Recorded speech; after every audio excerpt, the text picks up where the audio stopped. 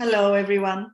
Would you like me to speak, or you want to present, or I will be starting now, or how is it? Whatever you wish. You can open Okay. Okay. I mean, thank you so much. I wish I was in flesh and bones there. I was just saying to Alexander how much I want to visit Moscow. I happen to be in other places because Alexander Burenkov invited me, but not in Moscow. And it's one of my dreams to be there. And you're all welcome in Athens as well. My name is Maриной Fokidis, and myself, I also studied in curatorial I did a curatorial master. You have to tell me afterwards more about your department. It was one of the first ones back then, because when I started working, which is many years ago, maybe 20 years ago or more, the notion of curating was something else.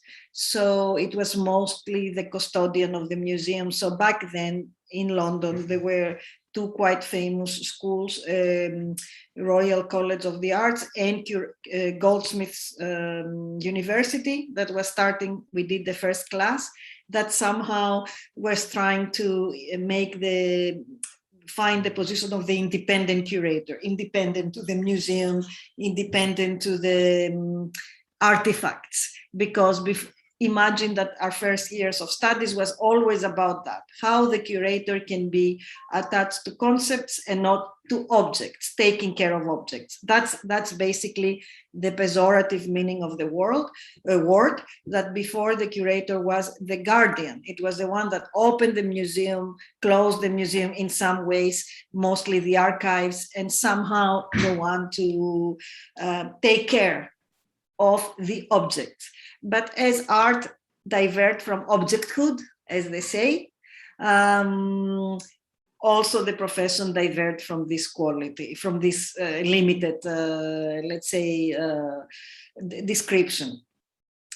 Just so I understand, I mean, I don't know if you want to also share with me your names, if this is something that it's okay, and then I will also start doing my presentation, but I would love to hear from you. Who are you, each one, and what is your main interest in curating and in the contemporary art? One thing I know that you have in common, all of you, is that you're really lucky to have such a professor as Alexander Burenkov, that all of us keep learning from each other, and me from him. So, is it possible that somebody introduce themselves and say what is your main interest in curating and art, or no? What do you think, Alexander? We are in the very beginning and we have very big different backgrounds, but if anyone wants to speak now, probably later, probably after as you want. I mean, if it will be nice if somehow I know we are like, it's more if I know your name and just your background, because also it will help me to throw light to some aspects of my presentation. Is this okay for you or not really? Yeah, let's do it. Yeah. So I can start. My name is Maria. I'm a beginner in curating, so I can say that I have a really limited knowledge of curating. So it's my first time with you, and thanks, Alexander, for the previous lecture. Well, nice. And somebody else? Здравствуйте.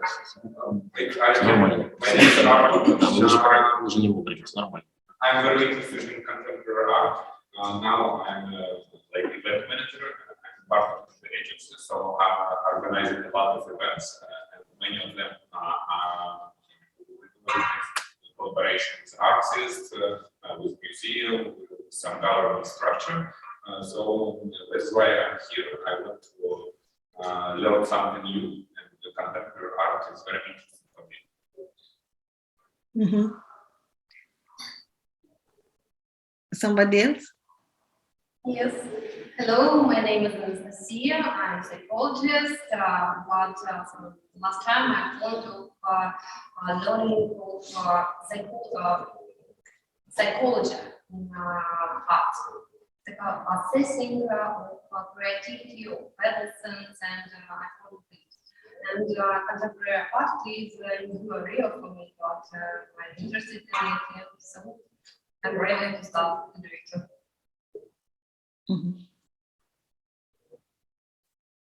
Thank you, nice. And there must be one more, yes. Yes. Hi, my name is Gael. I'm a producer and art director. Work is media. Direction? Direction 6 years. And now I'm so interested in modern art and want to learn and work in this. Nice. Area. Very nice. Very nice to meet you. One link that I'm going to share with you in the end of the presentation is, as I had students before, I teach also a summer school, a curatorial in a summer school in Salzburg, which is a summer art academy. And in my last group, that was unfortunately during the lockdown, and it was through Zoom, as we are, but it was a very intensive 2 weeks program. I happen to have quite a few people from Russia and from Baku, and my students, in some ways, that were from different backgrounds. Some were already professional curators. They did a collective that it's called CCQ. Constant curatorial questioning, something like that. But the whole idea was, because the class was a whole idea, the class whole idea was to somehow formulate 10 questions to various curators about what curating should be.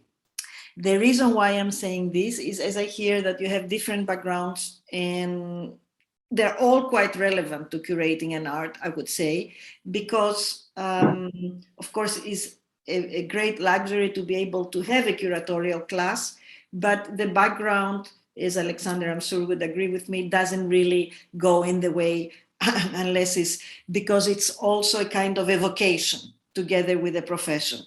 Should I, can I share my screen? I guess yes or yes. That you are living in a somehow art metropolis. Athens should have been one after Documenta, and it is in some ways for younger artists, but somehow the institutions are so difficult to move and adapt the zeitgeist, the time, which is the spirit of the times. I think one of the most important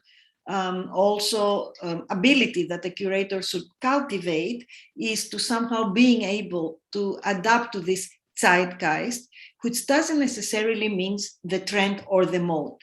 It just means, what does the society need now? What do the artists are discussing right now? And somehow, what are the urgent issues within the societies that the artists, let's put it that way, grosso modo, are the first entities to capture. Very often, and this is like a small introduction before I go to my own work, very often we face curators that they are successful in the way that somehow put a very limited, let's say, thematic, and then go out of their mind, and then go after artistic works to what I would call illustrate this thematic. For me, although this is legitimate, it's not actually a practice that I support or I find a good artist. I think as good curators, and I put like this word in the absence of another word, what we should do is somehow observe what the artists in general are reflecting in their works, and somehow consider them as the first sponge, the most, let's say, sensitive skin that will first understand and start analyzing the urgencies of a society at a certain moment. And this is for me the zeitgeist, not something that it's irrelevant. Now, irrelevant to society or irrelevant, not something that it's a mode, I mean, or a fashion. Of course, fashion follows different, follow somehow the same trajectories, but what art has unique towards fashion or other kind of trends is that even if we sell and buy art, art is not a product, is not a commodity that it's here to serve the commodification of society.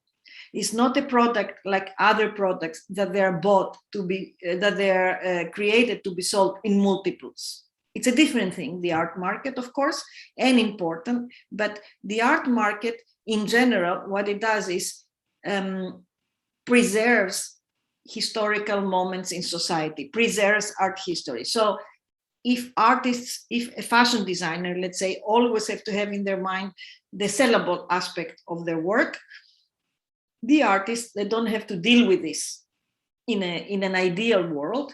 Plus, the curators should follow what the artists do, because this is the ones, let's say, that not following any kind of commodification processes, they can express the society in an unlimited way. And then that's where we find our themes, to the work of the artist. Basically, we are not the one that sets the thematic, but we are the one that edit unities around what the artists are working, so as to facilitate the viewer and the artists and everybody in the society to come together in what we would say later a methexis. Now, after the suggestion also of Alexander, I have this title, How to Curate the South, from Kunsthalle Athena, which was an institution that I initiated and I was running, to South as a state of mind that I see that you have in front of me and makes me very proud, to Documenta 14 and many other things. I was born in the north of Greece. That's important to say. So already South for me is an exotic, but I know I'm part of Southeast Europe, so that complicates things even more. I also worked in some occasions to my hometown, which is Thessaloniki, and it's not so really different, or it is different as every city is different, but what really, let's say, makes Thessaloniki unique towards Athens is not the north or the south or anything like that. And I'm sure if we start discussing this, you will see later in my talk that these are all kind of, let's say, words that give other, almost like an adjectives and not toponyms. But what makes Thessaloniki different is also its history, because it was very much a very important city during the Ottoman times, which is really long. Why this is important and why I'm telling you? Because Greece in general, if you bring your mind in Greece, is usually read as for its ancient art, ancient philosophy qualities, for the purity of the white marbles, for this kind of, let's say, paradigm that the Enlightenment, which was a historical moment, somehow fantasizes. But in the meantime, the modern Greece, with this Greece that the West conglomerate, West-North conglomerate, the Western thinking chose to reread, there is 400 or 500 years of Ottoman Empire. So there is a little bit of East. So there is another kind of mixture of cultures that for very long within art history and within philosophical and historical thinking was not so much discussed in the terms that is rediscussed now. Why? I don't know, but we can discuss all together. But I just heard also from Alexander that in Moscow is also a big, let's say, an issue now with the Pushkin Museum that you were telling me, or other museums, that ethnographic museums and historical museums are putting the collections to be revised and reread through new eyes. So history is a fluid, let's say, science. Now,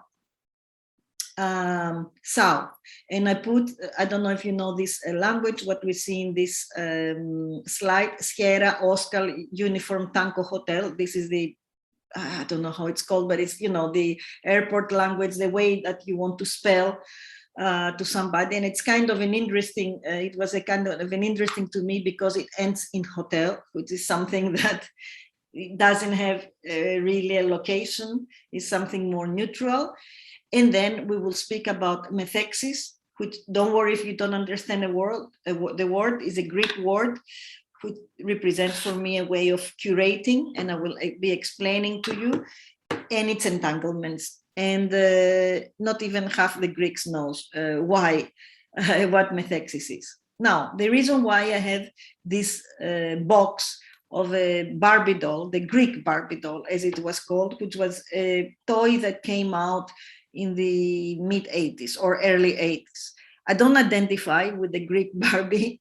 I'm too old for that, but it's kind of interesting at that point to see how a very big company like Mattel, American big company, was making these dolls, mostly I guess for tourists to different locations, that they had ethnicities. I'm sure that there should have been a Russian Barbie, maybe, or a Greek Barbie, or an English Barbie, Puerto Rican Barbie, African Barbie. And one of them was Greece. And the reason why I have it is a bit difficult to read. I don't know how big it is in your screens, but mostly for two things: the descriptions and the clothes. So this text, very in summary, it says that in Greece, people are happy, they go from one place to another with donkeys, they laugh to each other, they are always laughing, and they're very relaxed, etc., and they dance and everything. And also about the Parthenon, which is our sort of, let's say, emblem of Greekness. But what is interesting is that in the early 80s, let's say after the Second World War, Greece was extremely poor, and then they had to find ways to survive. So there was massive population living up, because it says also that Greeks lives in the countryside. So I don't know if you've been in Athens, but it's a very loud and dense city, because all the people left the rural areas because it was a hunger issue and came to Athens and Thessaloniki, mostly Athens, in order to work. So there was a massive urbanism, massive construction of buildings, so all these people could be housed. Athens is extremely also polluted because of all these cars. So the donkeys, it's all a fantasy, you know, and I wish that the people laugh a little bit more, but they're so tired working to survive. And that's why we have so many crises and stuff. So it's not exactly how it is portrayed. Yet, for very long, for the tourists, that was Greece was. And also one has to think, when you curate a box that goes to children all over the world for a massive product during an age that the conscious is being constructed, what it means to somehow create this kind of story around ethnicities, around economies, around. So I'm just telling you because in some ways our work as curators or editors, because this is also a work of a curator, let's say, or an editor in a different way, has a huge responsibility. The other reason why I'm showing you this is because of the clothes of this Greek Barbie. And this is considered to be the national clothes of Greece. And it's interesting to bring this up. Now there is a big discussion in Greece, as it is in Russia and other places as well, because this was, let's say, the modern national, modern in terms of modernity, national costume in Greece. This was a costume that somehow outdid pre-modern communities and tribes and ethnicities and minor groups that had all colorful and different clothes, but they couldn't form a kind of a uniform ethnicity, a kind of, let's say, monoculture. And the idea of polyculture and polyphonic, it's always a threat to the power, let's say, because then the somehow controlling of these different groups is always very difficult. Yet, when there is a fine coexistence between these groups and different kind of points of relevance, this is a beautiful place to be as a country, but also as an exhibition. So I think this kind of fine-tuning is what we are looking, and we would be interesting to continue be looking as curators. Before I go to the next slides, I just wanted to make sure, as we started now, if I make sense, if you hear me well, if what I say resonate with your place, space, and time. Is everything okay? You can do thumbs up or thumbs down. Thumbs up. Thumbs up. Okay. Please don't, as we are a group, even if we are now connected by networks and fibers, don't hesitate to raise your hand, interrupt me, and we somehow change the plot of the conversation. This is what methexis is, and I will explain you very soon.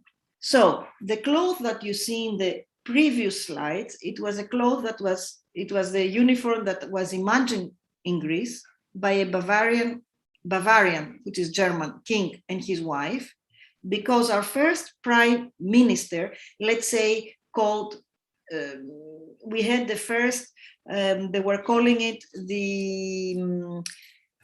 a royal democracy, which is a strange thing to be, because democracy, you basically elect your prime minister, but in Greece, it was not exactly that, but a German, Bavarian, to be punctual, king came to show to Greeks how to be civilized, to create the new Greek state. There is a lot of discussion going on in the arts and in the curatorial studies about colonialism. This was not, I don't know if you heard or if you are aware of it, this was not considered historically a colonial act. So, but there is always a question if it were, because what was happening basically was that because Greece was so entangled with this Eastern, Eastern Turkish past, and extremely influenced and in great discussion and coexistent with this tradition, it took a kind of a Central European German king to show what a modern state will be. There was a bigger, let's say, effort from the powers of Europe at that time. Now we're talking of the beginning of 1900s, to somehow de-Islamize and westernize Europe in itself. So as Greece was exactly in the crossroad, I guess the solution that the great powers find was to take a German king too, that from a very strong state, to show to Greeks that they were not so tamed what Greece would be. So part of the first movement was curating. They sent away the camels, that there were many in Greece. They cut down the palm trees, everything that somehow smelled Orient, and they took the clothes and they found a way to somehow keep this note of exoticism, which is the hat that comes from the Turkish part and the color, but apply also the Victorian way of clothing that is this kind of form. Because before, every little community had their own colors and their own let's say, uniforms, but that was no good. People had to have a national feeling. Many people say that the problem of Greece in the crisis comes also for somebody that comes to make a state, create a state with schools and universities and that, but not taking in consideration who were the inhabitants of this place. In other words, when we're talking about, let's say, more concrete colonialism, which means the French colonies, the Portuguese colonies, the Spanish colonies, mostly in the continent of Africa, in some ways is the same thing. It's done for similar reasons, because the Ottoman networks, the pre-modern networks of commerce were very strong, and the Central Europe was not making so much money. So they colonize these places, so they control the profits, but also they sent what it was called missionaries to somehow make the people there to educate them not in the form that they should be educated, but or that they not in their tradition, but in another new tradition that might doesn't work so well with the climate, with the location, with all this. So this act, in my mind, it's called entitlement. And this is the slide. I don't know if you can read it, so I don't go point by point unless you don't understand some parts. What is something that we should keep in mind when we see exhibitions or other curatorial, let's say, endeavors like museums, and maybe avoid?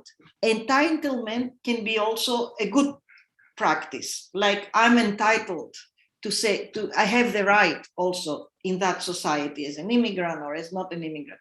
But entitlement is also taking the right to speak about somebody, taking the right to do something about somebody else. What I was telling you about the German kings, what we're saying about the powers of Europe, and what we should keep in our mind as curators, that in reality, we are not entitled to speak about no one. It's not exactly what people are saying about appropriation, meaning that if you're a white curator, you cannot curate a show with Black artists or Asian artists. That's a different thing. Whatever we do, we are not entitled to create a history that is not there. We have to listen. So maybe by now we know that curating, instead of being based in designing, shaping, creating history, is more based to deep listening of various histories. And do I see a raised hand? Yeah, please. I have a question. So you said that if we, for example, a white race, we can't curate other national, like other ethnicities. Why did it get it? If Alexander, you can repeat the question, because I get an echo and I didn't realize. You're asking me if you are, again? So you said the white race cannot curate. No. Okay, thank you. That's a really good question. No, what I said is, first of all, I don't like to call it race. Let's not put it exactly like that, because, you know, but the white, if you're white, or if you're a Black person or a white person or Asian, or, you know, the question is, can you curate exhibitions that people from different races, as you say, it's unavoidable, can be part? Of course, yes. Of course, yes. I'm not saying no. What I'm saying is you have to do that not with a sense of entitlement. What it was happening for many years before the last years, let's say, in the arts, is that very often we would see biennials or other bigger shows, let's say, for example, in the continent of Africa, always curated by white curators. That is not the problem for me. The problem is that there was an entitlement from the white European curator to go in Africa and in a country of Africa and narrate the story of that location in the terms they believe it was the best, through this white gaze. We never saw the opposite. I've never really, or now we are starting seeing shows in white territories curated by Black curators, that they feel entitled also to speak at large about the white race. For me, what I believe is that there should be a mixture, and we should always have in our mind not to take this sense of entitlement to speak about other people, to create a story about other people, like the Bavarian king I was telling you, to create universities that doesn't work with the situation where we're talking about, but to be aware of our position and work more in relevancy. A good curator, I think, extremely famous, that unfortunately passed away, that in that frame of mind, that somehow curated by trying to bring relevancies between races, tribes, ethnicities is Okwi and Ezer. I cannot write it now, but if you don't get the name, I'm sure Alexander can write it in a board or share it with you. Yeah. He did the Кирийский куратор, который жил всю жизнь в Нью-Йорке и делал и главные венецианские биеннале, и документы, в том числе, возглавлял в Мюнхене Дом мировых культур. Скончался 2 года назад, и после его смерти был реализован выставочный проект сейчас в Шардже на биеннале, который он работал многие годы. И он известен как раз децентрализацией истории искусства в нарративы африканские, третьего мира, да, латиноамериканского контекста, внедряя в контекст современного искусства. Sorry, Marina, it was a small remark. Yes, that was, I hope it was a good remark, you know? So, no, but actually it's quite important, curator, because he worked with anyone without taking the sense of entitlement, but bringing the relevancies. So no entitlement. So what do I propose? Relevance. And why relevance? What is relevance? Do we understand the word right? Is instead of me taking the sense of entitlement, if tomorrow I do, let's say, an exhibition in Moscow, I'm invited, and instead of bringing many realities to be discussed in relevance with the Moscow reality, I come there and all of a sudden I do a theme. Now I'm saying something grotesque. This is how Moscovites are, curated by Maриной Фокидис. So you're going as a guest to a place to just narrate with a sense of entitlement that you can somehow describe everything, which is not exactly what I'm proposing. What I'm proposing is relevance. What I can bring in that reality, if tomorrow as a foreign curator, I'm invited in another country, that might be relevant with this country, that might be relevant with the parallel history of that in my country, that might be relevant between the two artistic scenes. I can tell you a myriad things right now between Greece and Russia and how relevant it was in the 60s, in the 70s, it depends, like it's a study, but that's not our study now. Now, our study is really how to replace this entitlement with relevance. And what I say under is also this kind of historical approach, as we were saying with ethnographic museums or historical museums, the idea of multi-directional memory, a memory that doesn't come only when we're dealing with historical memory, only from the place and the point that we are, but from different directions, because every place has seen migrations, has seen networks, exchanges of knowledge, so multi-directional. And there is this writer, Michael Rotherberg, that has written about on that title, versus don't take in consideration the German word, but it's kind of important to put it there just so you read it, cultural of remembrance, which is a different way that, for example, Germany recently had applied with what is called Humboldt Forum project or museum. I will describe it very fast. When the two Berlins, East and West, got connected under one major city, in the center of this newer city was the parliament of the GDR. That's also a part of the memory of this location. Yet, for many reasons that I don't really know in particular, but I just read in newspapers, like, for example, that many people don't like the brutalist architecture of the GDR, or which is the East Berlin. Other people were saying that it's made by something, a material that it's dangerous for the people to breathe. This building was put down, so no memory of that period, let's say, which makes part of the story, not only of this city, but of Europe in general. And in its place, they built a Prussian castle, which was the empire that was even before Germany, but there were no just out of memory of this kind of castle that existed there, but from illustration.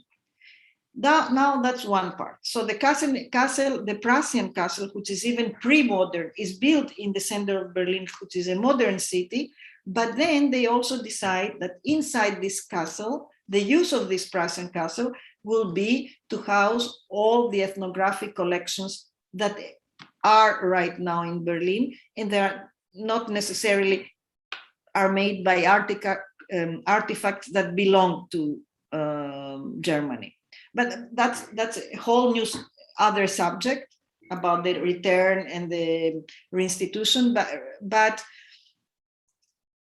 what I want you to focus at this moment is how come, and we do what we call this kind of anastylosis in Greek, but also it's used as an English word. It means that somehow rebuild something from nothing, but from a memory, to house all these non-German, ex-colonial colonized artifacts instead of giving them back or doing something else, and you don't stay with what we would call a sacred ruin and build on this in multi-directional ways. This is what I want you, I mean, we don't have that much time, but I want you to keep this in mind.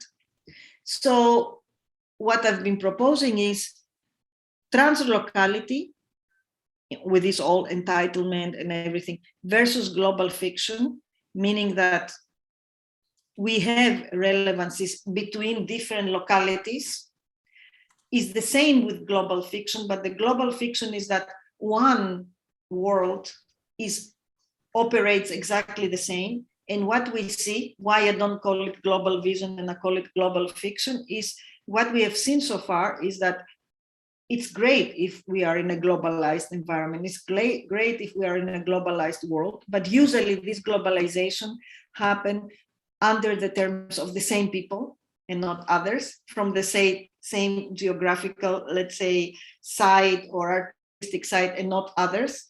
So the globalized world is usually formed by the powerful.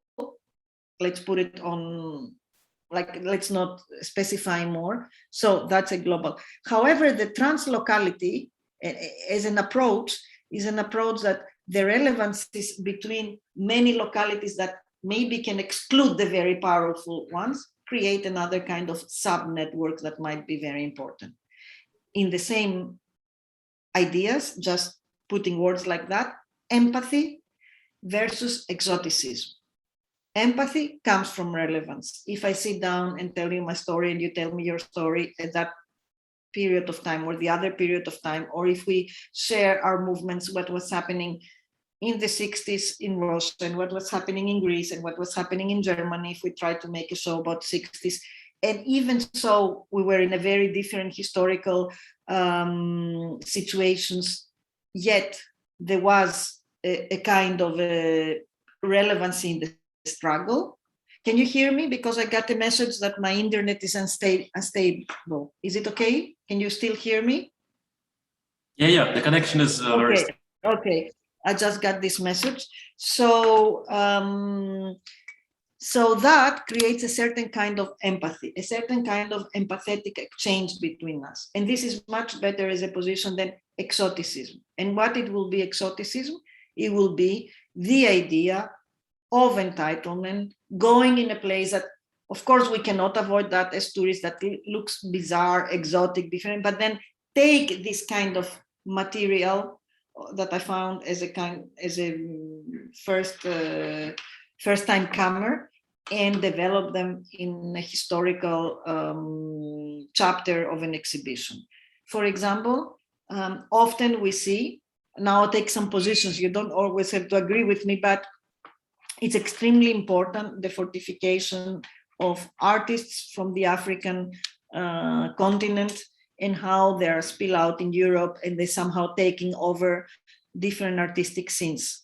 This is something extremely honorable, extremely justified, and is very long due, let's say, because all these artists were absent. The way, though, the market takes advantage of it, not only the market of the art, but the market of the exhibition, is through a kind of an exotic gaze, the gaze of the discovery, which in some ways, if you think about it, it extends the idea of colonialism. Who discovers who and how? So what I'm proposing here is forget discovery, forget exoticism, or let's make a show of African artists tomorrow in Moscow. Find the relevancies and decide why artists from the African continent had to be with this exhibition on that particular location, that particular time. Then you create a zeitgeist and you don't follow a fashion. It's a very big difference. And what do? You do this act of methexis. Of course, you don't know this word. It's an interesting word. I think I have the word methexis means in Greece that somehow it would have been better if we were in the same room. We communicate, even if we are many people somewhere, in between us. There is a form of communication that doesn't belong to you as listener, doesn't belong to me as speaker, and vice versa, but it happens in the middle of us. And this is when your knowledge and my knowledge meet in the air. And so for Plato, for example, methexis was a kind of relation between the particular and the form. And I will explain a little bit more what it is. You are a room with really beautiful people, right? I can see from my screen.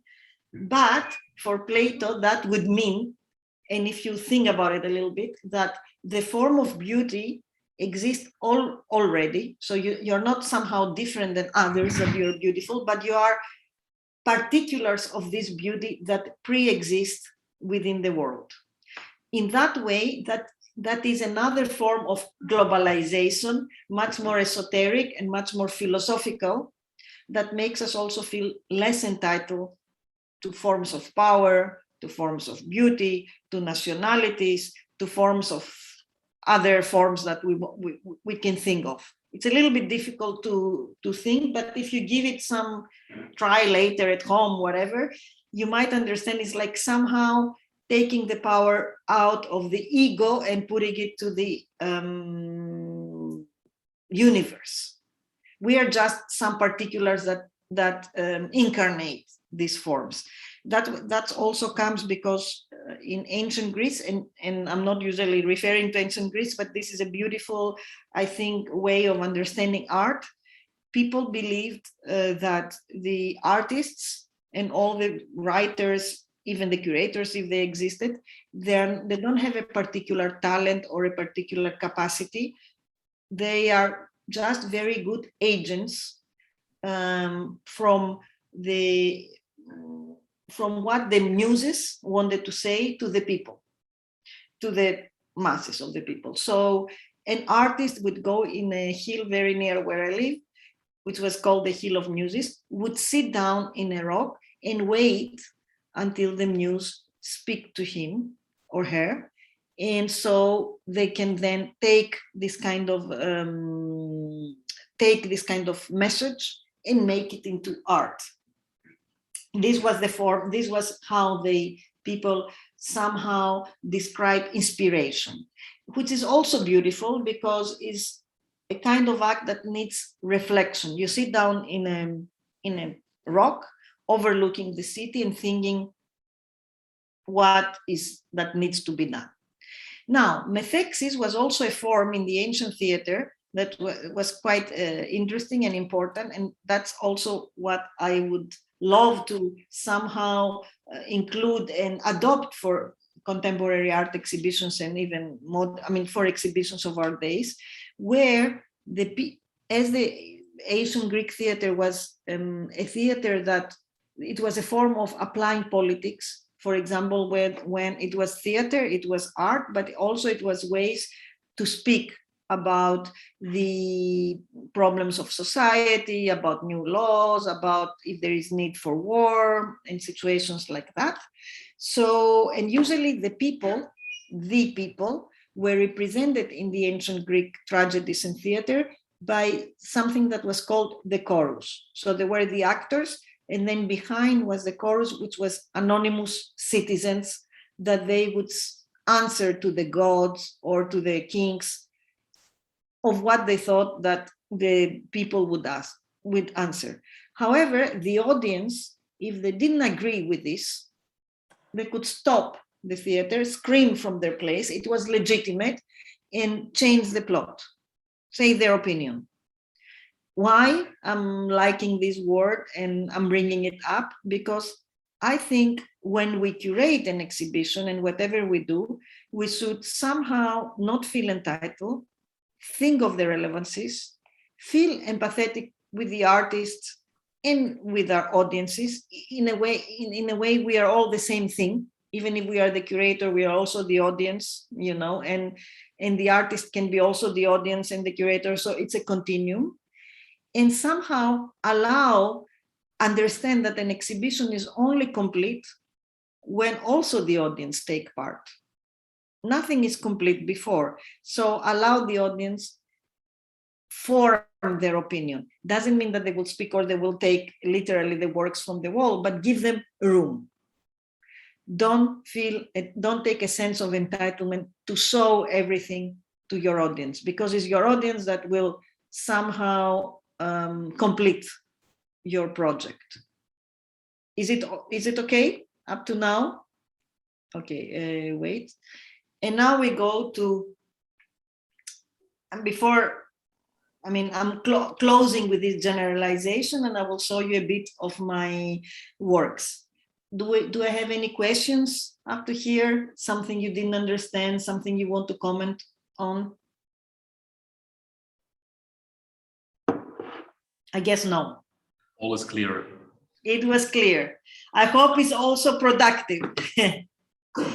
And we go on. So one of the first works I ever did was an institution called, not one of the first, I mean, I did before the Thessaloniki Biennial, let's say one of the first institutions that I ever conceived was Kunsthalle Athena. This was in 2010. I mean, literally I started working in 2000. And Kunsthalle Athena sounds like a normal institution, but I have to tell you about its story. So the idea with Kunsthalle Athena comes in Athens on 2010. And during that time, Greece is in the deepest crisis I could ever imagine in my lifetime. I'm sure there were other crises as such after the war that we ever lived. It's a huge economical crisis, which somehow renders everything impossible. Half of the population of Athens we all lose our work. You don't even know if you can pay your rent all of a sudden, but this is like massive. The banks that don't work, it's a very like a situation in misery. I don't know if you heard the news or read.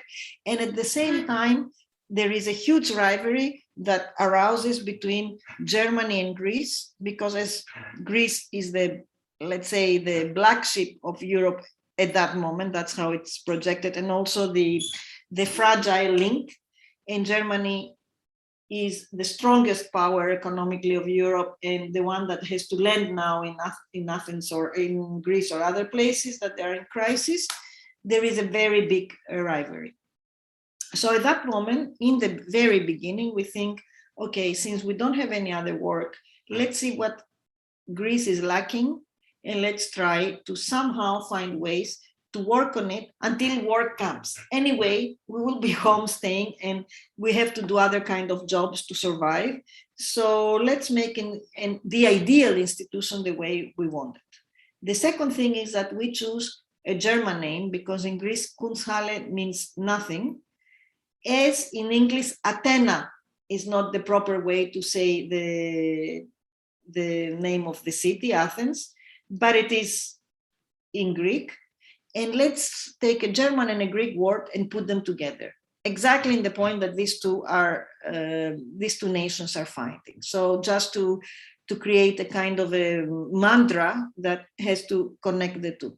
And the third idea is also that, I guess you know what this Kunsthalle is. If not, I can explain. But instead of making something that nobody outside, let's say, Greek would understand what exactly we want to make. I mean, let's say if we were making a contemporary art center of Athens, it would be good. But what is this exactly? Let's take a name that exists and has a kind of a brand, Kunsthalle. In all Germanic countries, Kunsthalle means a type of an institution that it's more flexible than a bigger museum, that very often doesn't have collection, and that it's smaller and can change, more unofficial. Apply it in our center of Athens, so in our center of art, so everyone internationally know what we're trying to do. And that's how we started. We basically started by commissioning to an artist, Angelo Plesa in that case, to just think of a logo and a neon. What we had in our let's say, what we only had was a ruin. Speaking of sacred ruins before, a real ruin. I don't have the picture here. A real ruin of a building in an area that one developer thought that maybe could regenerate to be artistic, but in reality, because of the crisis and many other problems, this area was not regenerated, and the ruin was a building that was quite dilapidated. And we thought that also this is perfect, because what I was telling you before, this kind of multi-directional memory and anastylosis and the sacred ruin, we were a ruined society for many reasons that was meant to be seen. Then it was the beginning, now it's a totally different period. So let's try to preserve this ruin and make a set. We thought in the beginning only one exhibition, we lasted for 5 years, and make an exhibition to propose what it will be ideal to have as an art center. The second thing we did, that was somehow ruined, you will see more, that's how we started. It was a real ruin. The second thing we did was to somehow find a way to insert into the Greek society this absurd entity of a Kunsthalle Athena. At that moment, and even up to this moment, of course, things have changed a lot with the independent spaces now. Athens didn't have an art center of a sort. They had many galleries, commercial galleries, many institutions of, not many, 2 or 3 institutions of collectors that did not work like garage, for example, but they were showing only their collection. And in a contemporary art museum that was not really open and was working and not working really. And it was very bureaucratic and very difficult to work. So people would see art either in collectors' institutions that was very blue chip art by extremely known artists, in galleries that was nice, but there was art for sale. And in this museum that they were not really welcome, even if it was, young people didn't have a way to show their art. And there was not even a space that you can really create discourse, that you can discuss. So that's what we wanted to do. And in order to put this absurd reality, we create this German and Greek word, Kunsthalle Athena. We take a brand, as I told you, like there is Kunsthalle Zurich, there is Kunsthalle Basel. So all of a sudden, people from Germanic mostly places think and start to thinking that there is another kind of a bigger institution opening. And we invited this artist that you see in the screen, which is Ilva Ogland. Now it's called Ilva Snowfried. Is a Swedish artist that at that moment she was doing a work impersonating the Greek oracle. So we thought it's kind of interesting why a Swedish artist want to impersonate the oracle. And she was doing this kind of elixir, meaning a drink, where it was part of her work, like to do this drink, to make paintings out of sort of distill illegal alcohol, but not really dangerous alcohol. Her work was to think that art can be also, we embody art. So we asked the Ilva Oglan to somehow tell us as an oracle if Kunsthalle Athena, if Athens needed Kunsthalle Athena, and she put us in this kind of trajectory to distill the acropolitic vodka, as he said, but it was a very great metaphor, because when you distill an alcohol, what is done is that you take responsibility to detoxify a liquid that you later take the responsibility to serve to your audiences. And so our whole team was there doing a practical action in a ruin while thinking how we could operate as a Kunsthalle Athena. Other major things that we were thinking was also whatever I'm telling you about this ancient Greek, who are we, who reads us, how, and now in your screen you see a work by another Greek artist, Kostis Velonis. It was a video, it doesn't show so well, of a paper clip in his studio where there is an American, an advertise of an American brand of cigarettes, I don't remember, Marlboro or something like that. And the two actors of the 60s, the two people that they are in the advertising are portrayed to smoke under a Greek temple. His work, his title was quite important, How Can One Think Freely Under the Shadow of a Greek Temple? Trying to signify everything that we were saying. Once in the very first of our events, once we distilled this vodka, historians like, for example, or theoreticians, Nikos Papasteriadis, an Australian Greek, quite known sociologist, written a lot of books. I can send you in the chat later his name, became barman, were serving this vodka. It's kind of interesting. So vodka means for you, but that's what she wanted to distill also is Swedish. And everyone that wanted one little shot, it was a very strong alcohol, but very clean, so nobody had any problem, but maybe 80% alcohol, could have a mini lecture by the theoretician that was serving the drink. The Kunsthalle Athena had a big yard, so there were performances happening, and it was in an area that was quite poor at that moment with immigrants in Athens. And because the yard was elevated, as you see the buildings on the right, we had audiences for there.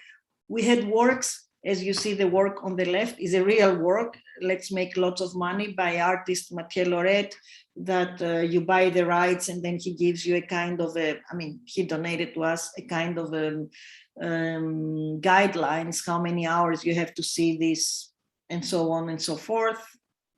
A work by Andreas Angelidakis, which was the Brancusi column, a kind of a non-end column of furniture that belonged to the thrift store of an old lady next door to this area.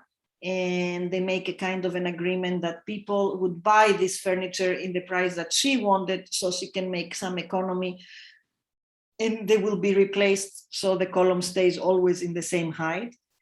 I'm going into that in detail to see how we created a relevance with the period and the time, and then different other shows that I will go like that, because otherwise we will take all our time. Also, again, this kind of ancient Greek theme is coming back. This was an artist, Hope, that was a kind of a graffiti artist, and we brought him inside. Different performative works, collaborations between actors and artists.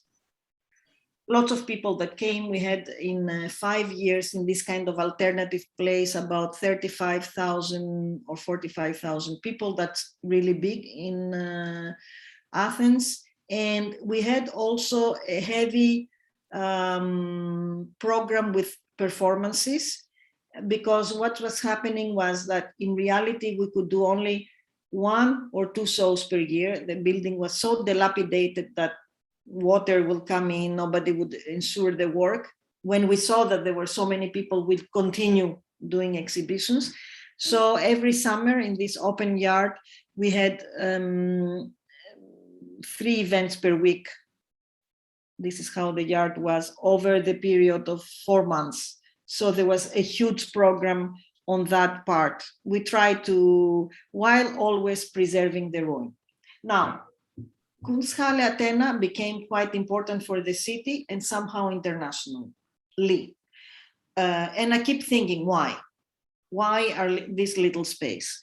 And there are some ways, like, for example, we took a brand, Kunsthalle. It's like opening a McDonald's, let's say, appropriating this name, but to your McDonald's, you serve something that it's much better than this horrible hamburgers, and or much more local.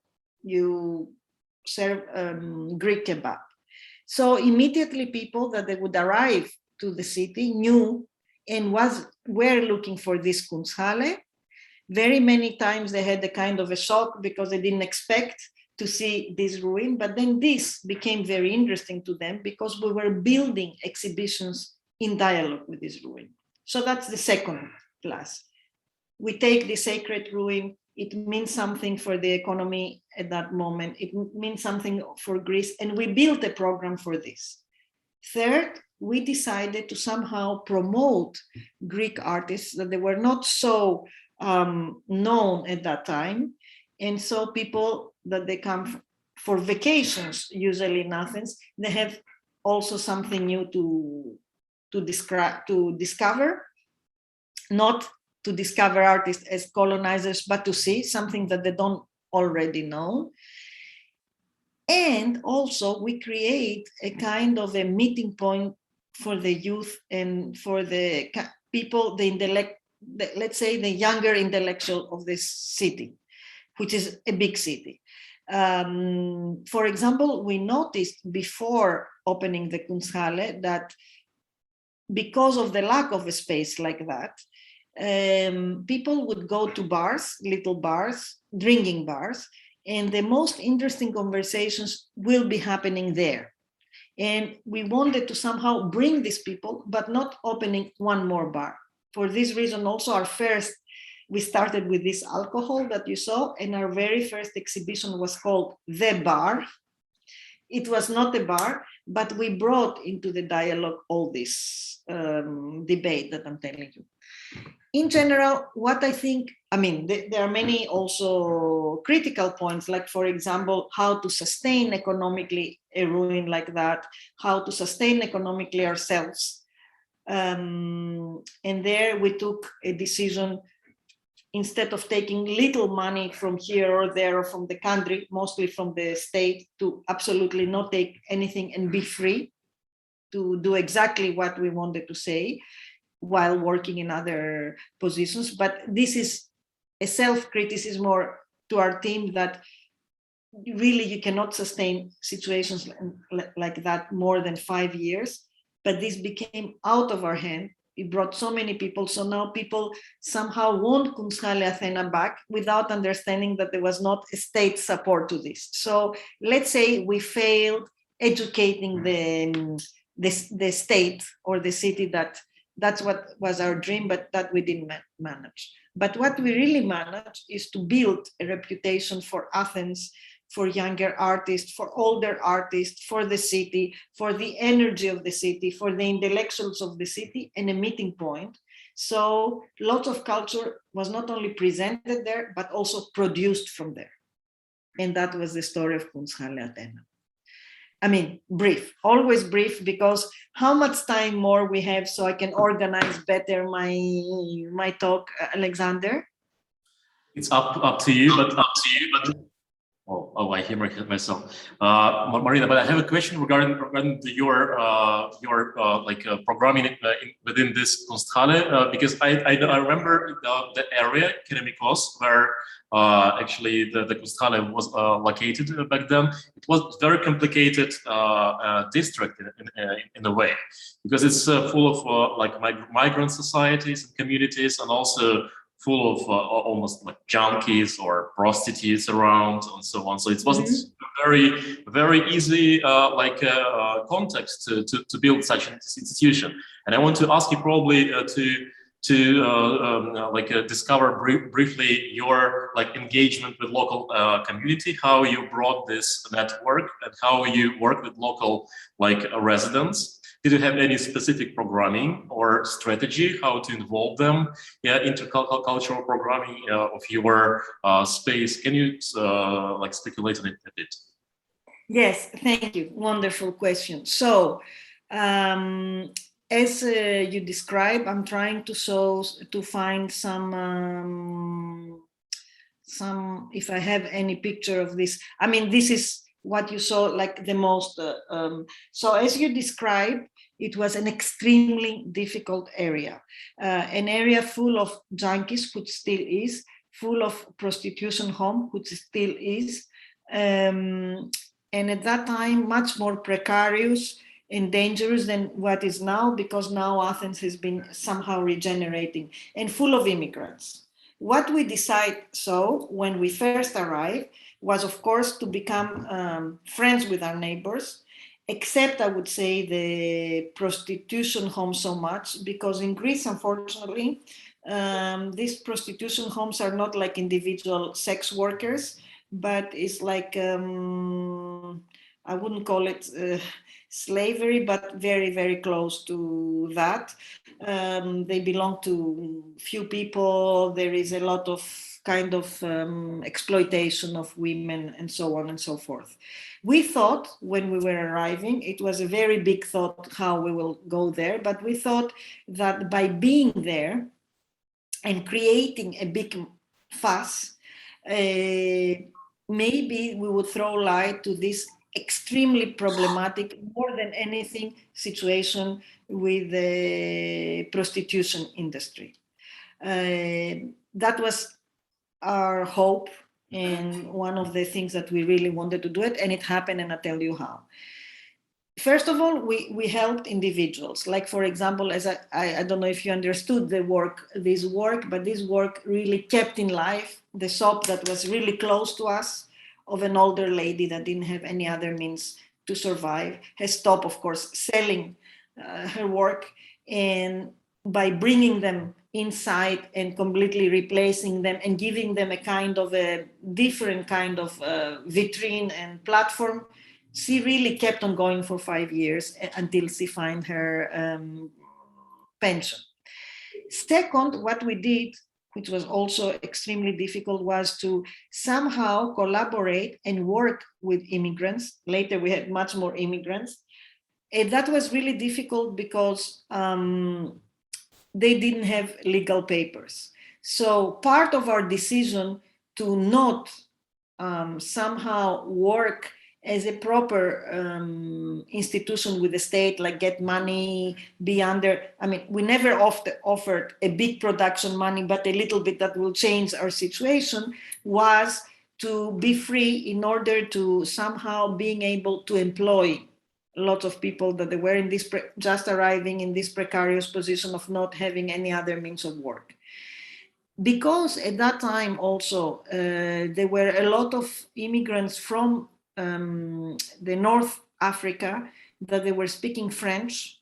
It was a huge discrimination in Greece, and they were saying that these people are like animals and they don't speak any language, because not so many Greek people speak French, and we happen to have some people in the team and myself that speak French, so we could definitely understand each other. And we found there an extremely wonderful team of installers, managers, guardians, guides. So we basically work with these people. That was the second thing that we did with the area. It was very difficult to work with the narcotics, That was only by bringing the attention to that area. Unfortunately, still there. That was one of the things that never changed, and it was very somehow hard for us to face it. And also we lost quite a bit of funding because of this, like let's say collectors and stuff didn't want to come there. But it was important for us to throw light to this situation, how the police work with the drugs, how this or that. And also, as I show you this outside garden that had this building outside, we did a kind of a program, sound program with talks and with music, very based and aimed to bypass the walls where these women slaves, we thought that they were working, and they were. And we thought, okay, let's say they can't come because somehow they are controlled by other people, but they can listen. Here I put this work of Sibeli Bastos. She was old, known, not old in age, but previously known as a pop singer, singing with the Ventra, and then became a contemporary artist. And she was always a contemporary artist. So she had a big following. And for example, she impersonated this, she's Brazilian, this kind of liberated sex worker that through music and with a specific story that seduced people and that she wanted a way out. So it was a big concert out there, and we wanted to be heard. And we know that women, that they would come in the balcony, would hear our talks and everything we had to say, our public program, but somehow couldn't. But we had many, let's say, secret letters and thanks, and so this was the area remained complicated. If I had to open a place now, the place work is something that it's called communitism, and there is a lot of parties. Let's say maybe the parties work, but if you really want to make concentrated exhibitions, it's a difficult area. I mean, I lost a little bit hope, but I think that's a different discussion, because I just think that the commerce of the sex laboring and these kind of slave routes are international, strong, and you cannot really fight them through art. But I think we tried and helped the individuals. And I think what is important is to understand the space where you are and make a program relevant to also the location that you are. Not to respond to the location, not to commodify the location, not to illustrate through pictures, like we would never do a show where somebody would go and photograph the brothel houses, but to somehow be in constant dialogue with it. Is this okay as an answer? Something else? Alexander? That's great answers. Thank you for your generosity on speculation on that. Yeah, we can move forward. Yeah. Okay. So, I mean, in general, I can stay. I'll tell you, like now in Greece is 7:30. What time is in Moscow? In Athens is 7:35 now. What time is in Moscow now? 1 hour later. 1 hour later. I can be with you, let's say, about half an hour to 40 minutes more. Is this okay? Sure. Yeah, it works. And we leave also a little bit of room for discussion. So now I will jump to the magazine that you have in your hands and how it started, since we're saying the South. I mean, curating the South is also curating from here and to here. But what is South? Already, I think we complexify the idea of geography before, because as I keep telling you, there are relevancies. Maybe South is where you are too, the way we mean it, or maybe it's not. But we don't really want to somehow limit it in these boards. We just want to limit it to the ideas that they were born in this locational, let's say, site where I'm speaking to you from now. So as we had the team of Kunsale Athena, but we were obliged to somehow close every summer, every winter, because of the dilapidated situation of the building. But we had found ways to have like jobs that would allow us the free time to build on our program. We thought in order to fortify our institution, to somehow create with the same team a institution, a printed institution, a printed Kunsale. That's how we thought it in the beginning. We wanted to open up a magazine that would be able to go beyond the borders of Athens and Greece at that moment. At that moment, we felt quite isolated. This is now already 2012, because there was extremely bad press and bad opinions about Greece and in general South Europe, especially about Greece, that was coming mostly about the different understanding of how to live life, different climatic conditions, different locational conditions. Very often, for example, we would read in newspapers, oh, you know, by the people that they lend money to us, we give our money to Greeks to make vacation. Just because if you come here in the summer, or just before the summer, there are so many people outside in the streets or take their work somewhere else, but it's unbearable to do so. Everywhere you go where the climate is a bit warmer, or in Latin America, people have these extroverted ways of working, being in the street. It was just hard for our lenders to understand. Or there was this idea of giving money, but in reality, whoever lent through the IMF to another country make also a lot of money. So it's not like an offering, you know.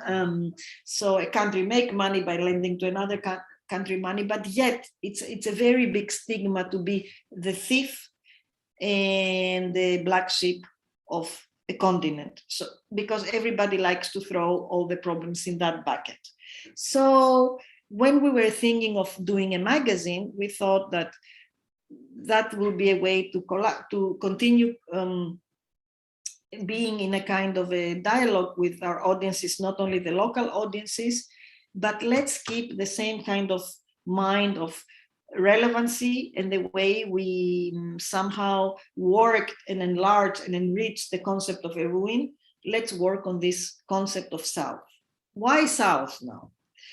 At that moment, as I told you, was all this kind of shaming of Greece, but also of South Europe. Up to this moment, the South, when one was thinking about the South or the global South, was usually under the equator, and it was a reference to the countries that they've been colonized, and so the third paths of colonization. And then all of a sudden, South Europe starts, and the acronym PIGS, which meant Portugal, Italy, Greece, and Spain. And this became a legitimate term that was used also by the European Bank and in newspapers. So you always had to remember that you're part of these PIGS that also means something else. And this gave us a lot of ideas. We thought also what the global South means, in some ways a good conglomerate, but also being thought out by Western thinkers. When I'm saying Western thinkers, doesn't really mean that they were born in West, but by thinkers that they support this kind of very rational Western way of understanding the world. And so it was not even the global South that decided that they would be called global South. And also the limitation of the South was given by these thinkers, because it's always easier to say that these people that are doing so and so, and not to be in the same geography with them. And so decide that these people are under the equator, because also that's what we colonize. And so after some months that we were working together, we came with this title, South as a State of Mind, through boards like the one you see here, because in reality, we wanted to create a critical commentary to the Western thinking. We didn't want to make a magazine that will necessarily will show only voices, art, and theory from the South or for the South, but to somehow take what the rest of the non-South, let's say, again, this kind of Enlightenment and Western thinking, think all this kind of defaults that you think about somebody that lives in the South, like being lazy, screaming, being not educated, being idle, not working, have a strong temperament, and make them into qualities just as a kind of a game of and a kind of a criticism to the global theory. And also we wanted to take the term of Western thought, that it's applied everywhere, no matter where you are geographically, and change it to this South as a state of mind. So it's not like South is a state of mind, but South as a state of mind, and ask ourselves and the world around what it would have been if the world hasn't somehow followed the process of modernity, the process that defines progress under Enlightenment ways of thinking, and they would follow more traditional beliefs and trajectories that are attributed to the South. What is happening now, I believe in 2000, that we are somehow reevaluate traditional approaches into art, traditional approaches into environment in an important kind, and we include them in important dialogues. I think we start doing it in 2012. And these are the first issues. The first issues were, the first 5 issues were thematic. They always had like a 50s card postal, touristic postcard of Athens, as you see in the first cover, with smoke. The smoke, like that there is a fire, but the smoke was not a real smoke, was the smoke of 9/11 as a kind of a dangerous sign, or something being brewed, in a more touristic postcard. And also our idea was, we wanted in some ways to divert the people that they were visiting Athens, and that's what it was until very recently, until even before Documenta, that were somehow arriving in the airport, taking a bus to the port, taking a boat to go to the islands, maybe with a stop to Parthenon, but that's not Athens. So, and then our first issue was, of course, what is South. Our second issue that you don't see so well now was taken, was being printed in, it's not here, was being printed in island, which is called Anafi Island, a very small island in the south of Greece. And it was, the idea was, the name was Arcadia. The reason why we did that, it was because at that time in the newspapers, it was this idea of like Greeks making vacations. So we brought the notion of Arcadia, which is outside the city, the utopia outside the city, and complexified this. Then we had another issue that was, for example, North is going south, because in English, going south means I'm not doing well. It's a coincidence, but you know, so North is going south, complexifying the poles. Or we had another issue on the idea of the polis, which means the ancient idea, the Platonic sense of the city. Polis etymologically means a conglomerate of citizens, polites. So complexifying what a location means. Later, I will speak to you about Documenta, but now I'm taking the South history. Later, when I started working in Documenta as the head of the artistic office, and when I started discussing with the artistic director of Documenta in 2014, the very beginning, or 2013, the end, we were thinking to somehow bring the magazine inside Documenta, which is a huge exhibition, and how we could do that because the magazine was a smaller institution, and how this would be because then it had to be a magazine that somehow will make transparent the history of or the research process of Documenta. And there, it was a big dilemma, like I could be a curator at the head of the artistic office or the editor of this magazine within Documenta. And there I decided that we're gonna do it, or we decided that we're gonna do it as following. What if we subvert the power structure and say that a small magazine, a small institution like South as a state of mind, because always when we started thinking the magazine, we thought it as an institution, sort of as an art center, even if it's print, hosts Documenta. When you have a host, what do? And so we allowed the four issues that came with Documenta within the time of preparation. We allowed our guests to change the design, keep always the same thematic, but somehow arrange the furniture as it is. And so I was not the editor, but it was of course, the artistic director together with the editor of all publications of Documenta. So it was a kind of a hosting of a smaller institution, of this kind of big institution.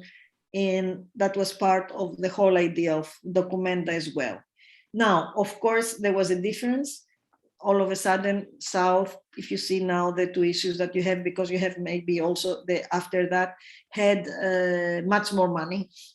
And so the production was quite different. Also, the approach was different. When we started, if you see the previews, we wanted to somehow create a popular magazine. So it was very glossy. It was part of this, a magazine that somehow will attract the people that they don't read art and theory magazines to take it, the same attitude as Kunsthalle Athena and McDonald, and then start reading theory. You can find all the issues in www.southasestateofmind.com, and you can download them.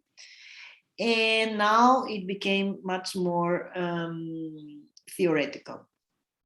This is, I think I saw that you have one issue of that. We had two more issues and then a big delay. Now we are doing the next issue after Documenta, when Documenta stopped, and together with the stop of with the end of Documenta, our big budget ended too. But never mind, because we found ways to continue. And then we thought, how do we continue? Are we going back as a magazine to where we were, or we try to do an amalgam of what we learned through our process? And we thought that maybe a good idea is the way the trajectory show us, that a good idea is to somehow change as a magazine every 5 issues. Anyway, the issues comes twice a year, and now once a year, and make this kind of sets that somehow, so it's not a real magazine in the sense, it's more like what they would call a bookazine. So what we did is we redesigned with the new team now the magazine that took some parts from our history with Documenta, so to remember of this, in some parts of our history of pre-Documenta. And for example, we brought in a different way the color, we brought back the thematic chapters, and our first issue just after we decided to build up on very simple words that can be understood by everyone, but complexifying their meaning. So we started with the notion of maintenance, that everyone can understand what it means, but has many meanings at the same time. It could be the maintenance of the machine, the maintenance of the house, the cleaning maintenance in a hotel, or maintain an economy, the maintenance as an art process and as a curatorial process as well. And this is like now you have it, so you see, but I just explain you a little bit this image. It was, we were building on this subject, and it was actually, here is a photo by Jürgen Teller. Inside this magazine, there was a poster of the whole owl, and here is an owl living, because an owl, the bird, because the emblem, one of the emblems of Documenta was the owl, which is also the emblem of Athens. So we wanted to somehow show through a picture that now is a new period, and this owl, the emblem of Documenta, has left. And this now brings us to the Documenta. The set of these magazines, it's the maintenance. There is one that it's called Coexistence that will be uploaded now. It's already out. I can show you later if you want. I mean, it's been a year that it's out. So we want to play with these words: maintenance, coexistence, oikonomy, which is economy, but in Greece, it comes from two words: the word oikos, which is house, and the word nomos, which is law. So basically, is the notion of economy comes out of the householding, of the law of the house, how to sustain a house, and then end up with the issue of cultivation, that it's cultivation of bridges between people, coexistence, but also cultivation as of nature. Of course, events is always faster than you. Normally, we would have been with the cultivation issue now, but COVID make our life a little bit difficult, but also look how important the environmental issue is again. So this is kind of this curatorial, let's say, perception that we try to keep open to come up with themes and ideas that they're a little bit in advance. They are in the air, but they're not yet the fashion to speak about, but they are in the air. This is the methectic process.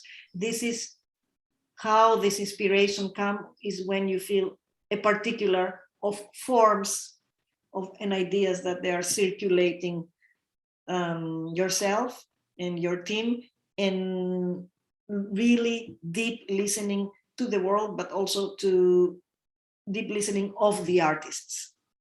As a curator, you should never stop seeing artists all the time, more and more and more. So this is for South. I don't know if there is any particular question, or I can somehow touch a little bit Documenta. You understand, of course, that our time is limited, so this needs days and weeks to be discussed, but it's kind of, I'm just giving you hints that then you can develop on in your course, or in your free time, or in your professional life. Any questions so far? Yeah. What do you like more, to do an exhibition or to create a magazine? Sorry, Alexander, or who is it? I don't hear so well. Again? Actually, yeah, Artur is actually linked with the question I have for you as well, because Artur asked you if what do you like more, create exhibitions or to be a publisher of a magazine? And I also want to add you additional question, because I've heard that when I spoke with you before, that you kind of perceive this the space of your magazine as a public space. And in the term how we speak about public space of the museum, of the Kunsthalle, of the exhibition space in general. So can you speak about your like touch in the like publishing, and how you perceive public space, and probably how actually the public space of Athens has changed like since Kunsthalle was established, because it doesn't work anymore. There is no space for the Kunsthalle, and you transformed and refigurated all your team and all your curatorial background and research into publishing activity. How like the whole cultural landscape of Athens has changed since like last years, where Kunsthalle Athena was operated, because it was very booming all the time, and even now, like I see there's dozens of non-commercial spaces which unite together like all the time. And every year, if you go to the city, you see this like dozens of new like enterprises and new like artist-run spaces which try to rethink and to find the new identity of the city, which is shifting all the time. And you feel this like spirit of the city, which is in a constant movement, in a constant rethinking and rediscovering of its identity. And also, like just recently, I saw this festival head to head, where dozens of different like non-commercial spaces, like Ile space of Georgia Sagri, or like space like 52, like Stoa 32, all of them like united for this like cross-disciplinary festivals. So, but the cultural landscape has shifted drastically since the time you like established Festival Athena. Can you speak about public space and your preferences in publishing and in curating? Okay, thank you so much. So I will take it one by one. I will speak about the changing characters of Athens after I give you a little bit the introduction with Documenta. So we combine it all. Now, if I prefer the curating or the publishing, I have to say that in our case, we treated it both as one, as the same. So we didn't somehow treated the magazine as, we were more of a, and we keep thinking of ourselves as more of amateur editors and more of curators, because somehow we made, and actually the magazine became also known, and we allowed ourselves a certain kind of freedom that you don't allow usually when you start doing a magazine from which you want to survive, to make advertisement. And we thought that let's do much less issues and try to somehow create what you would call bookazine, with the same that they will derive by the same ideas that we are working on when we do exhibition. So if one sees the program of Kunsthalle and the program of South as a state of mind in the first years, they are very parallel inquiries. The same happened with Documenta. In Documenta, basically the magazine became the agency through which we make our research apparent to the public before the exhibition opened.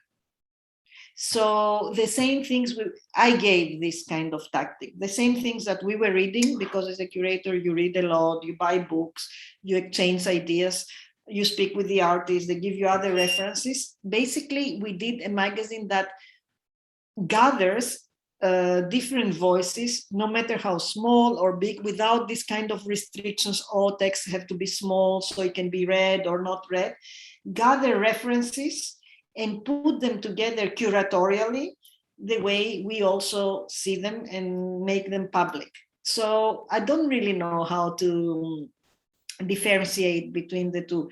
I have to say that recently I was missing a lot the magazine, because it's a work that still make you feel being together with people, but you know, there is feedback and all this, but not be embodied together. And as we were also locked down, you know, that gave us a kind of like, and I didn't have the chance also to continue during lockdown, but this is what I missed, that it would give you the chance to be in touch. There is ways that through publishing and a blog or a magazine, you can be really in touch with people. If you allow the methods to happen, if you don't feel entitled to show people how art should be, and if you allow relevancies.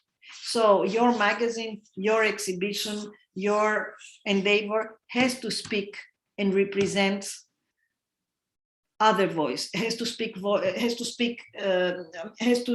to many different groups. Not necessarily, if you study a little bit our magazines since the beginning, there is even text inside that in some ways are contradictory to each other. So it's not a monoculture magazine. there are two different opinions about the same thing.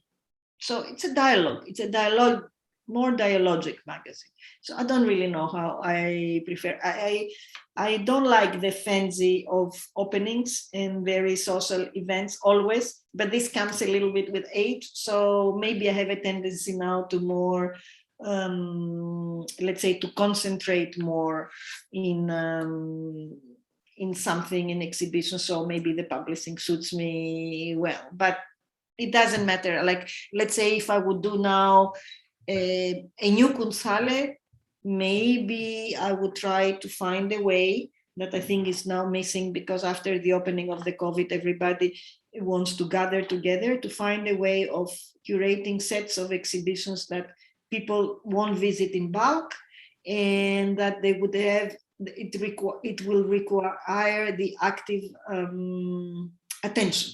I would try, I'm really studying now and are in discussion with some people how to bring back in the exhibition space, not only the bodies and the party, but also the attention that used to be before. I think the internet and which is wonderful, I love it too, and I rely a lot to it. And it's a major tool, but I think also it has affected not so well our ability of deepening into subject, our ability to concentrate, our ability to really produce groundbreaking theory and art. I think this kind of fragmented superimposition of realities doesn't always help us. So one has to think about it. I don't have a solution. Now, as you say, Alexander, Athens has changed drastically, and I can speak about this. But first, I wanted to speak a little bit about Documenta, because as we are talking about 2010, which is Kunsthalle Athena, 2012, South as a State of Mind, Documenta 14 comes as a kind of a result of this, but also relevance. It's not by accident that Documenta 14 came to Athens. Before I start with Documenta 14, I would like to ask the room if you know what is Documenta exactly and how it operates, meaning like how the artistic directors are taking their place, how the thematic of its 5 years are, decided, and all this. Do you know these answers, or you want me to briefly tell you a little bit about this? Because what do you think, Alexander? What do you think, people in the room? Know what is Documenta, but we didn't know probably the context, how the idea is designed, how the artistic director is chosen. It's not clear for everyone, for sure. Okay.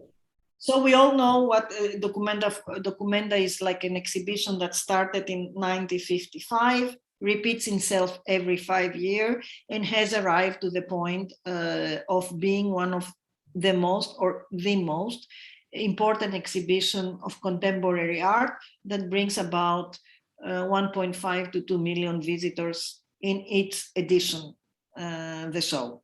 It starts from a very small town that it's called Kassel in Germany, and this town,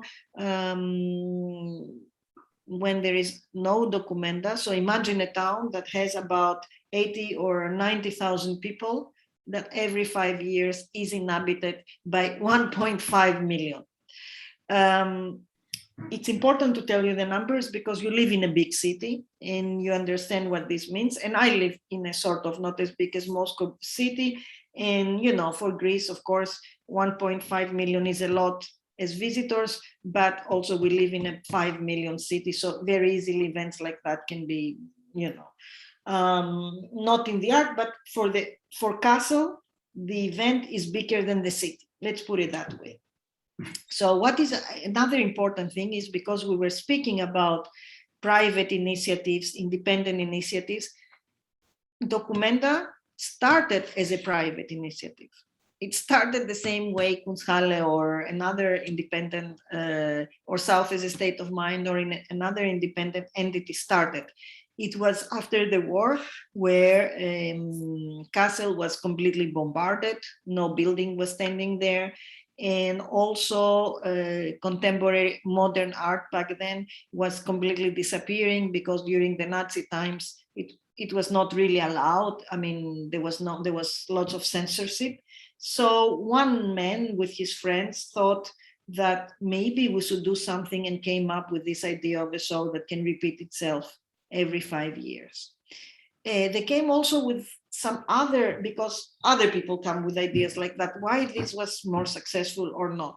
There are also a lot of coincidences. It was also because maybe the state of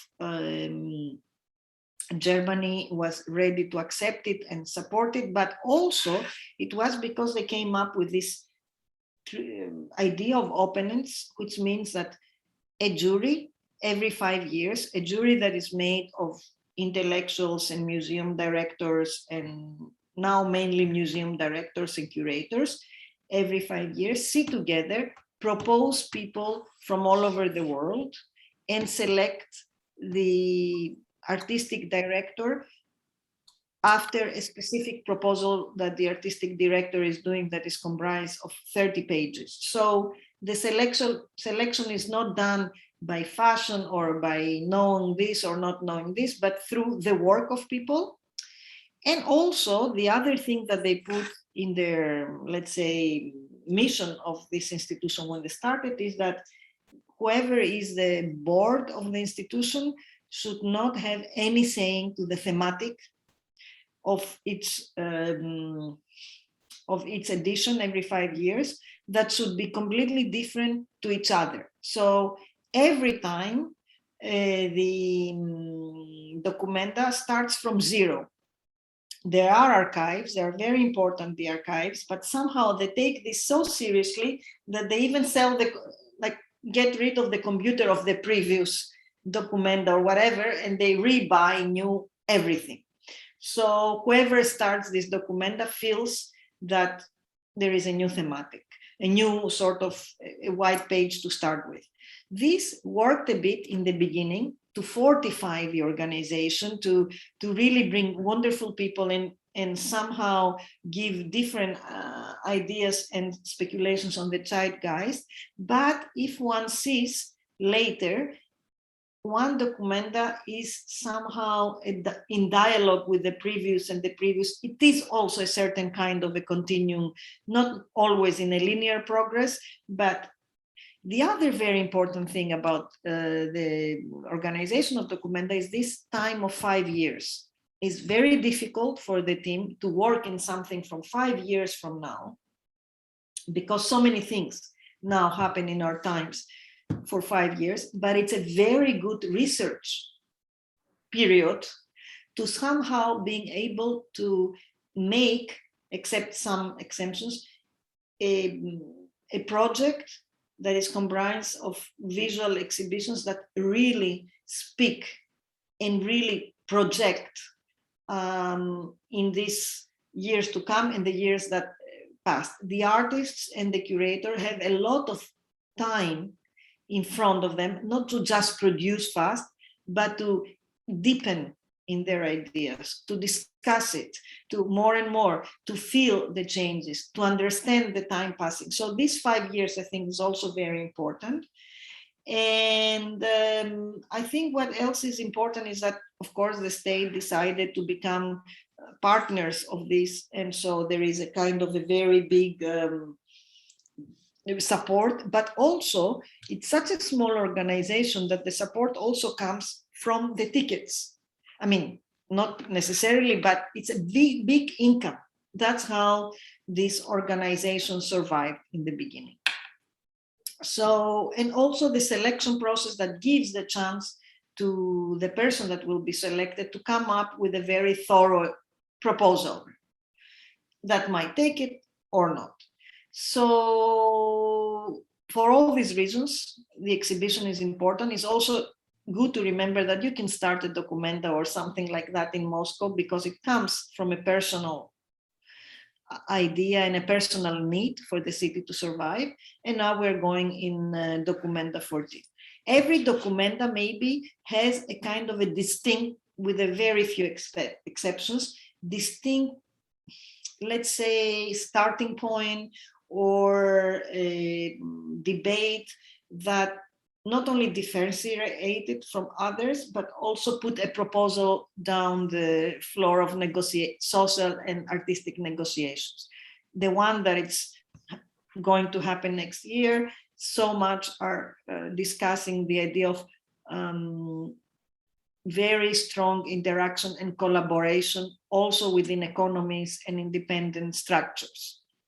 The one that we did somehow put, because it started in, Adam Simchik, who was elected the artistic director, started thinking about it already in 2012, brought in the floor the problematics within Europe and the kind of ends and rivalries within crisis. So Adam Simchik came with the idea that was never happened before. It happened as satellites, but not on that sense, to somehow share the documenta between Athens and Kassel. The reasons for this sharing had to do, in his proposals, he speaks also about the reparation after the war, how Greece and other European countries find themselves after the war in economical states, and who owns to whom what, but also it was a very, it had to do a lot with the current crisis and this kind of stronger country, not stronger country, the idea of European Union, how countries, so he thought that it will be a kind of a revelation for Athens if he takes funds and attention to an artistic project that brings so many people and share it with another country that it's in the midst of sort of not surviving. However, what was also important for Adam and what he knew was that, and that's what brings me later in the questions of constant regeneration of Athens, was he was quite impressed, as he was aware of, for different reasons, like he helped South as a state of mind, or Kunsthalle Athena, or Biennale of Athens, which is also an independent entity. So he was kind of impressed how the whole country had collapsed, but few entities within culture decided to sustain this, even if we didn't make any, he couldn't understand where we find somehow the power, the energy, the drive to continue within these very dark times. And this really impressed him. So Athens became his, so he wanted to negotiate this within Europe. What you see now in the screen is this one of our brands, the emblem, and as Documenta, and this is very also important for its mission is an exhibition that has to be about the whole world. So this was a kind of a misunderstanding when we're saying that that Documenta in Athens and in Kassel, some people thought, oh, it's going to be about Athens because it's called Learning from Athens, or it's going to be about Kassel in the very beginning, but this is a misunderstanding. Documenta has to be about the whole world. That's its mission. What Adam and our team thought was that as the owl, which is also the emblem of Athens, had this capacity, as you see the animal downstairs, to turn the head almost so much, like how you say, not 36, but the whole, half circle. He thought that what if we somehow see Europe, not only from top down or the world, but also from bottom up. A little bit of a similar trajectory that South as a state of mind has done and other kind of organization as such. So in that terms, why I punctuate this, because I want to show you that no matter how small your initial project is the little flexible institutions that really can influence bigger machines as such. The idea very fast was to somehow, instead of making an exhibition that will be in two places and one will complete the other, we thought also of the people that they couldn't visit the two places. So the idea was to work with the same artists in both places, that ideally will make two different works or one work in continuum. This was why, because it was very important to show how much the space influences the production of the work and the interpretation of the work. Meaning, what I was telling you before with the methexis, your audience is part not only of the exhibition, but they complete the artwork and the exhibition. What it says here is a very good passage from a text of Adam Simchik that he refers to the two projects, which is basically Athens and castles, realized in different ways while learning from their respective places and from each other, will form two pictures that could never be superimposed. Meaning,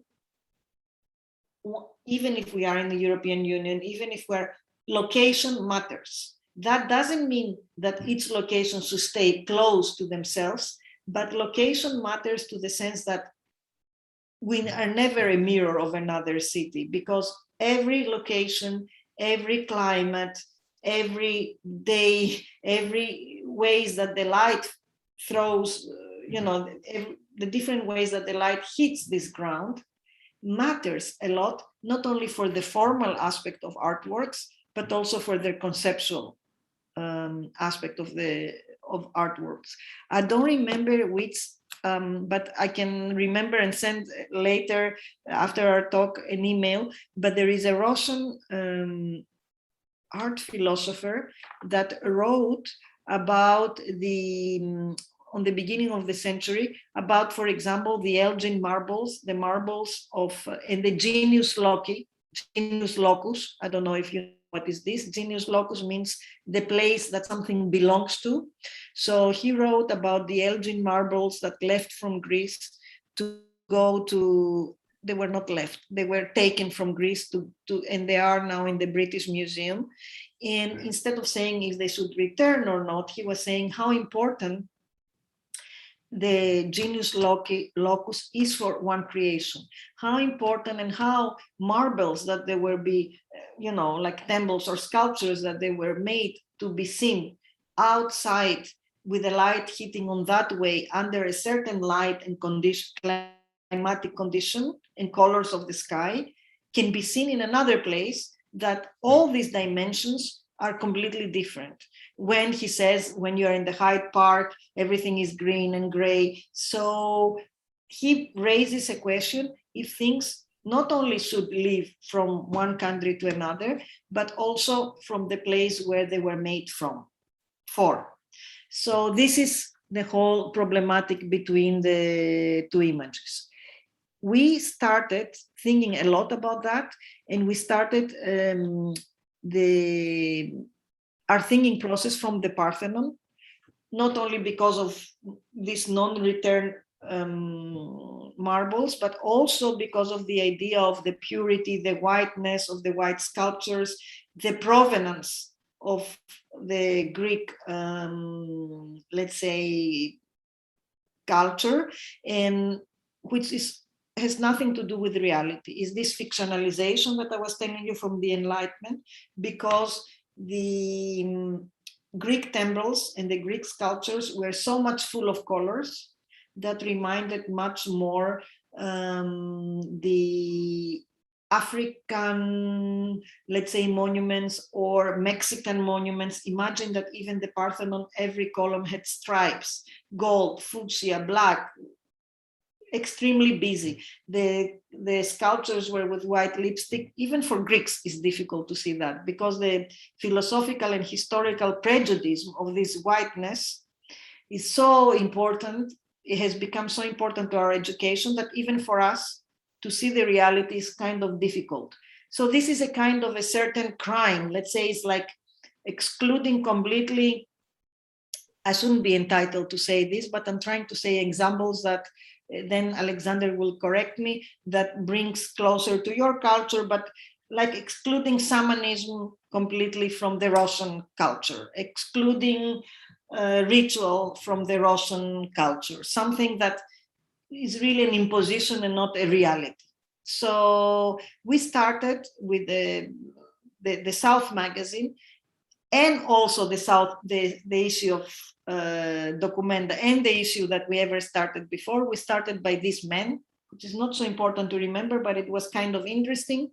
His name is George Mccrees. He was a painter, a poem and a drawer, and he said that after the Second World War that he did a manifest with other artists that the Parthenon should be bombed.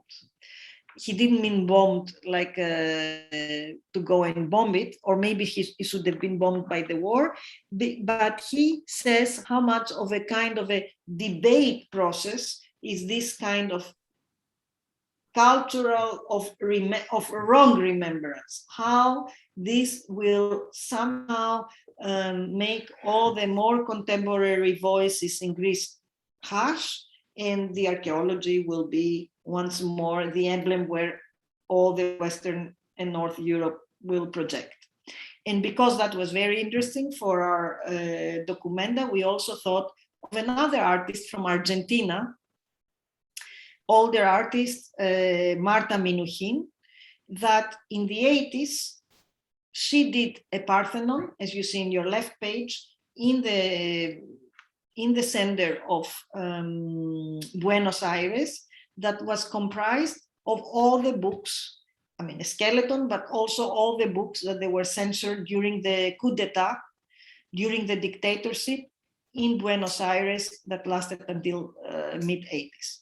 Now, the interesting part is how the Western thinking is seeing this purity in the white marbles, and how a Latin American woman is seeing the Parthenon. So ideas on how to learn, relearn, and unlearn our past and our history became also our visual challenge and identity. What you see here is the very first time that Documenta opened its doors to the public before the exhibition. And this is when our public program opens, and actually is in a space which was the prisons for people that they were tortured during the Greek dictatorship. And what you see is this image that was the first image, which is basically a sitting device that was, it's made out of this foam and plastic, and it's a work created by architect Andreas Angelidakis, and it's meant for people to take these seats and put them in different shapes according to what they want and sit around to speak. But for us, this kind of distraction in order to revise became a very interesting point of view to the Documenta, especially in Athens. So this is the piece, so you can see. And also it came from the size of the building. Now, speaking about the exotization, very first in our process in Documenta, we received this stencil outside our offices from graffiti artists that said, "Dear Documenta, I refuse to exoticize myself to increase your cultural capital.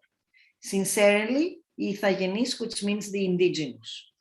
And we thought to take it in great consideration. We thought that somebody speaking to us, we should consider them, and they tell us, don't exoticize us in order for you to make money. And we thought here there must be a misunderstanding again, because Documenta is not making money from sharing Documenta with Athens. Also, no one wants to exoticize, and who is yourself, because Greek people are part of the core team, and also about the idea of indigenous. Who is the indigenous? And in Greece, for example, there is no indigenous. Very fast, I wanted to tell you, I mean, this is how it worked, the space, that, for example, we avoided to exoticize any relation with the misery of Greece, even if after we got criticism about that, oh, you didn't show enough the crisis, but our idea was to based on relevance and not an illustration of the problematic situation. And also we found relevant people and personalities and positions from all over the world. For example, here you see Antonio Negri, together with Paul Preciado, that was doing the public program, and in the same level, two indigenous leaders, one on the left with the blue from Sami, Norway, and the woman from Canada, that they speak about what indigeneity and property mean. So we somehow clear out this part. And also you see the artistic director of Documenta. So this is the methectic process. We thought that the stencil around the city, and this is when you have time with the 5 years, is the chorus or the citizen in a kind of a dialogue with us. And many parts of Documenta were somehow shaped by this. Different walks. I cannot speak about everything. I want to finish with this and then go to Athens. We also redid these monuments of Marta Menuhin in Kassel. Why? Now you tell me, how is relevant a monument in Buenos Aires with censored book with the middle of a Germanic city and now I'll tell you the relevance, apart from the Athens part. In this square in Kassel, it was a square where not only Kristallnacht, which was the rehearsal of Nazis before it was announced, took part, but it was also the square when Nazis established itself, started, when Hitler was, all the books of the city were burned.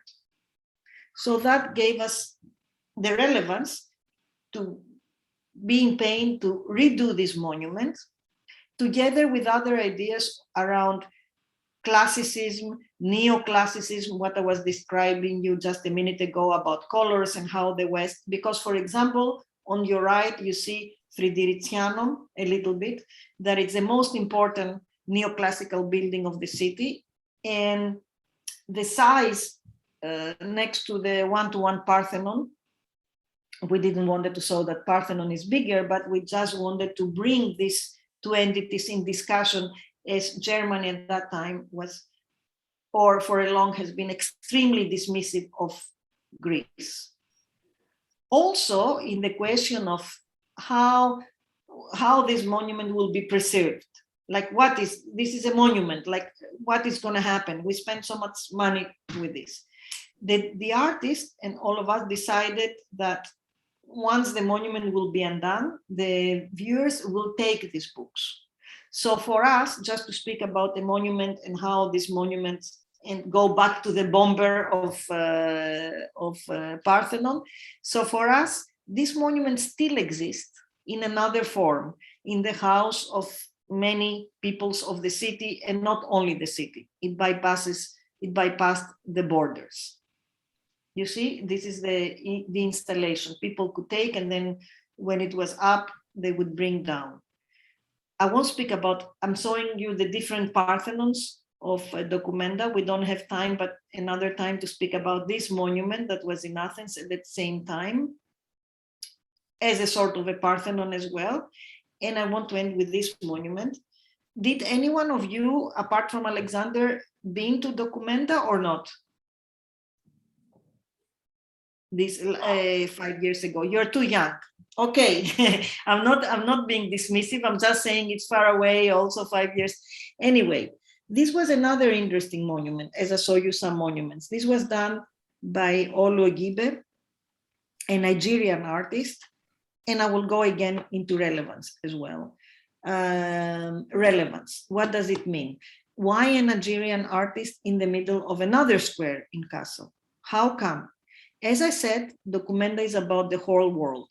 And what does it mean about the whole world? I just go out and go to different countries and invite people that I think they're good? No, I invite people that I think, not me, the whole team invites people that think that they have relevancies and relevant practices to share with what is happening, as I show you with the Parthenon, in the location where I will be presenting issues that they're anyway issues that every citizen thinks about, but somehow in relevance with the location. So Olugibe thought of doing this obelix. Usually an obelix is the power of the city in the central square of this city, with this inscription in many different languages, which says, "I was a stranger and you took me in." And it's from Matthew Gospel, and it was written in Farsi, in Turkish, in German, and in English. At that time, when Documenta, not when it started, actually in 1 year after it started, we had the major refugee crisis with Syrians because of the war that started in Syria, and people all over Europe not only being drowned, but in Greece in millions, especially in Greece. In Athens, we had overnight millions of people coming.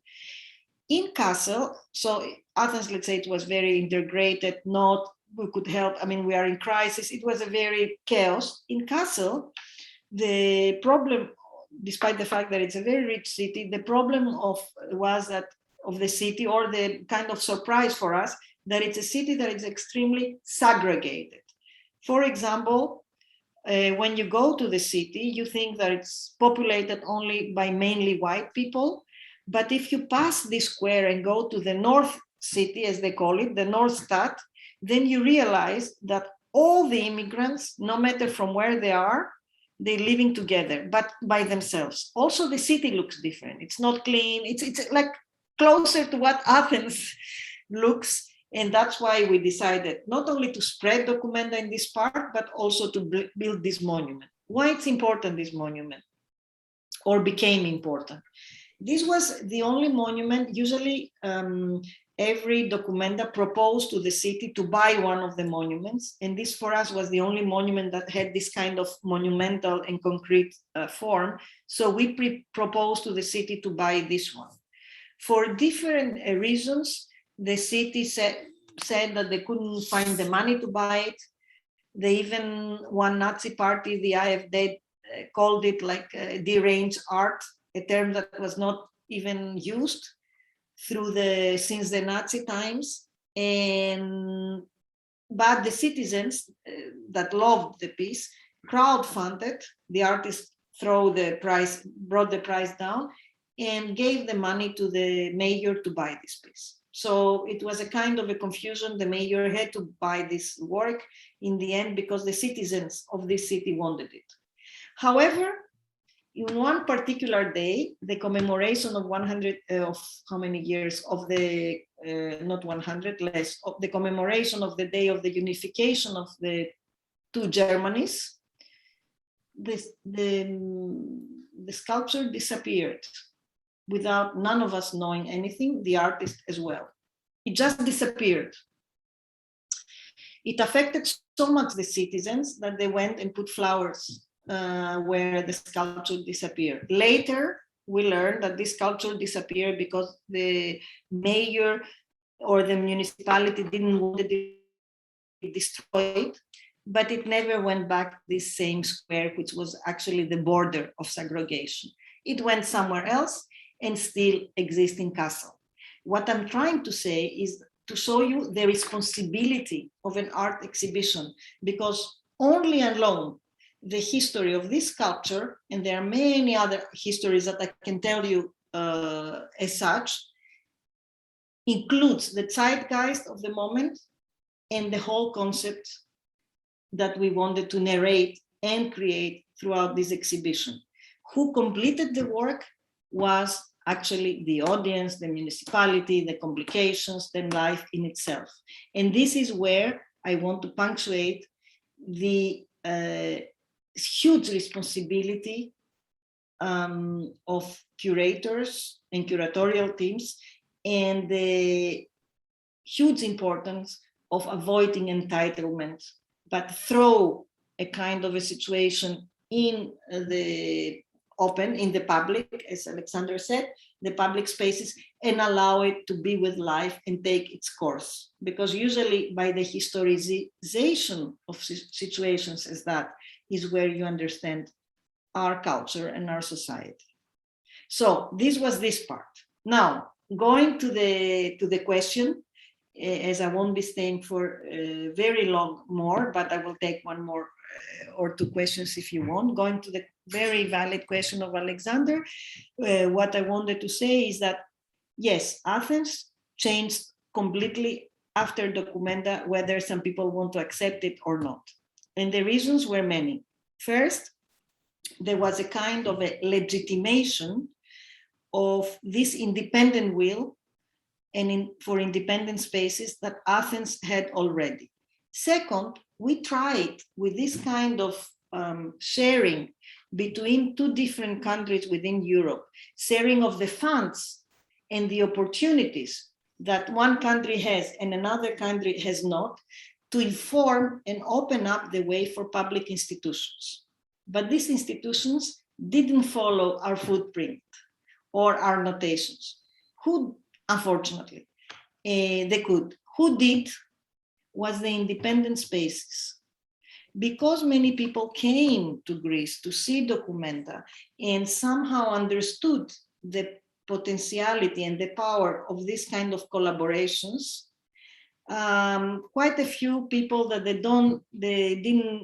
realized they saw Athens between the islands and the airport. They realized the dynamic of the city and its problems, also the possibilities of like lower real estate, because we have to be honest, and decided to move or semi-move in Athens and open up different independent spaces, collaborating with their Greek colleagues. So often we have these cases of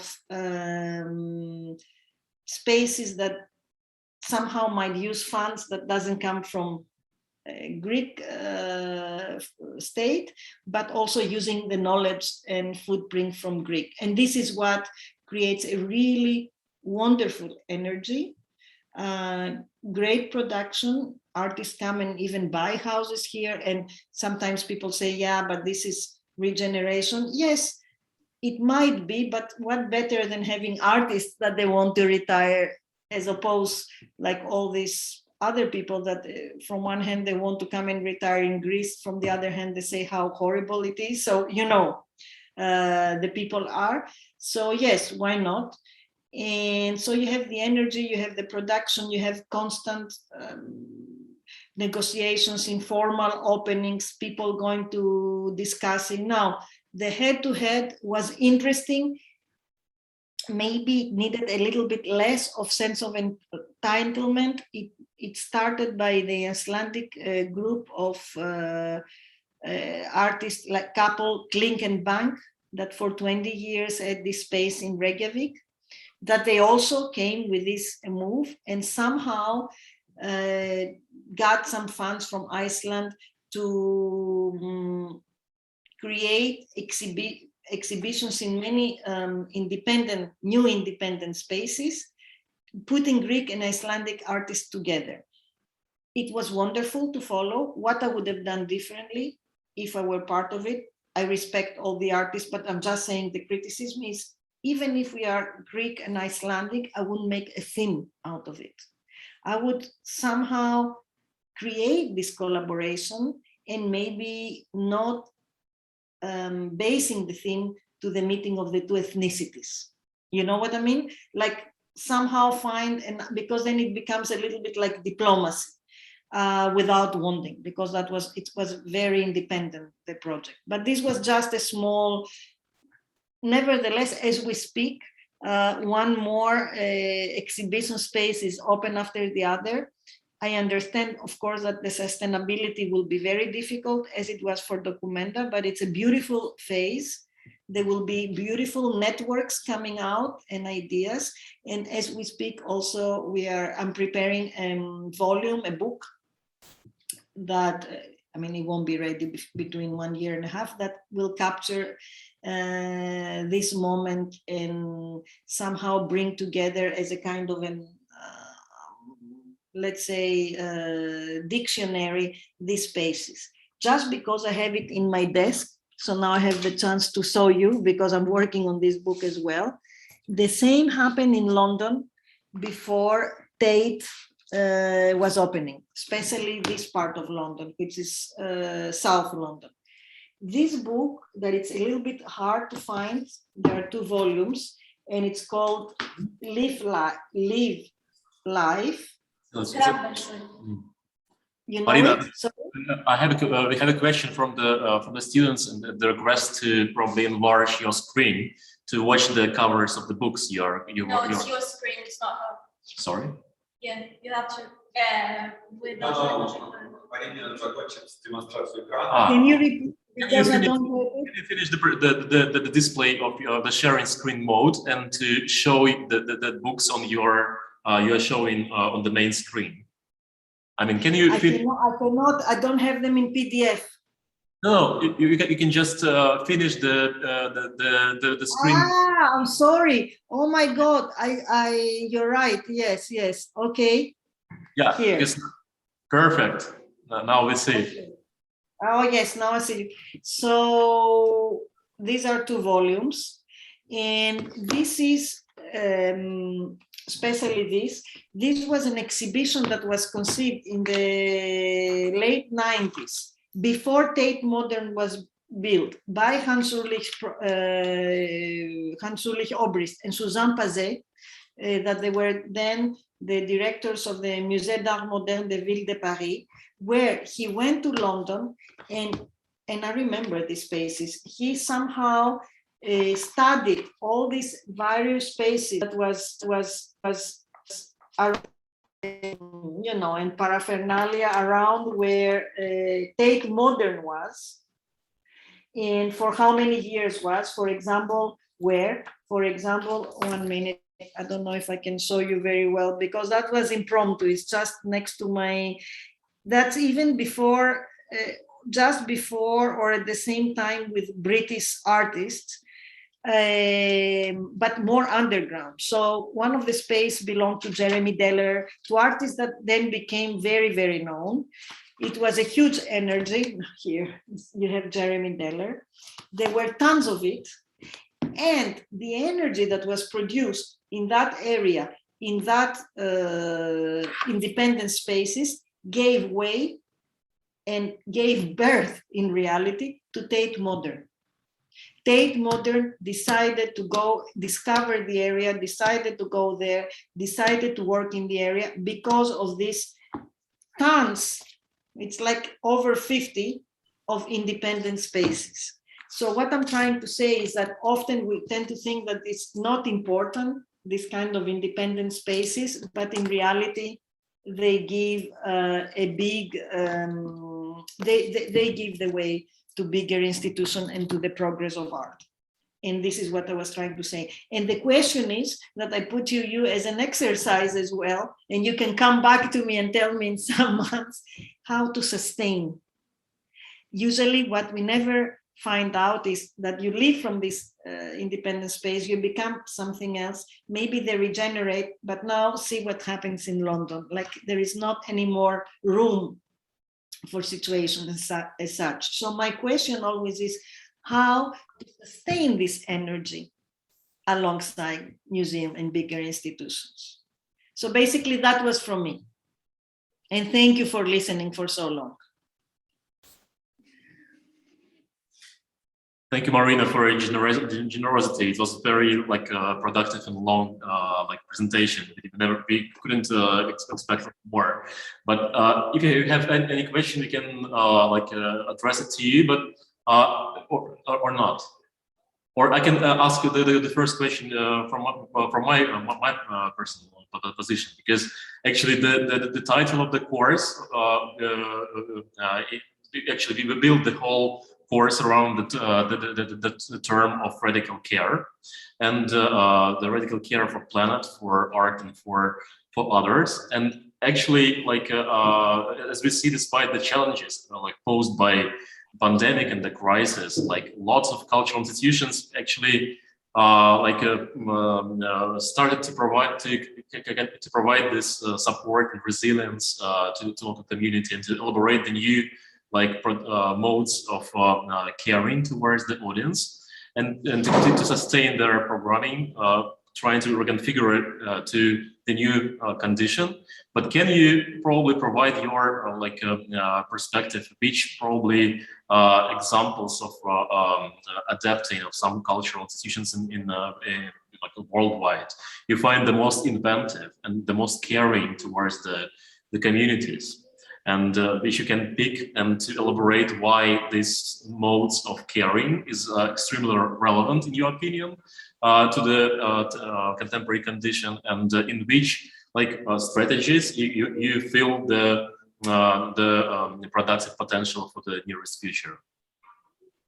Right. I mean, I don't know so much about, of course, I understand what you're saying. Unfortunately, I don't know so many institutions that they somehow go hand in hand with this radical care. I want to tell you an anecdote with the radical, although I understand completely what you're saying. Recently, I was giving an interview for an application, and but you will see how people are afraid of this radical care or radical.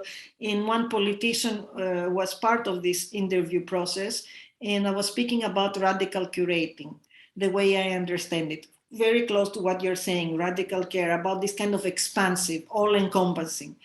And the first question that came to me was from the side of a politician, why radical? Why you use this term? So we see the fear from the states to somehow allow the radicality, the positive aspect of radicality, to flourish. So I don't really know that many of big organizations that somehow work with this radical care. I know one which is a bit smaller, but with a man with a great voice, Savi. Do you know the Savi Institution in Berlin?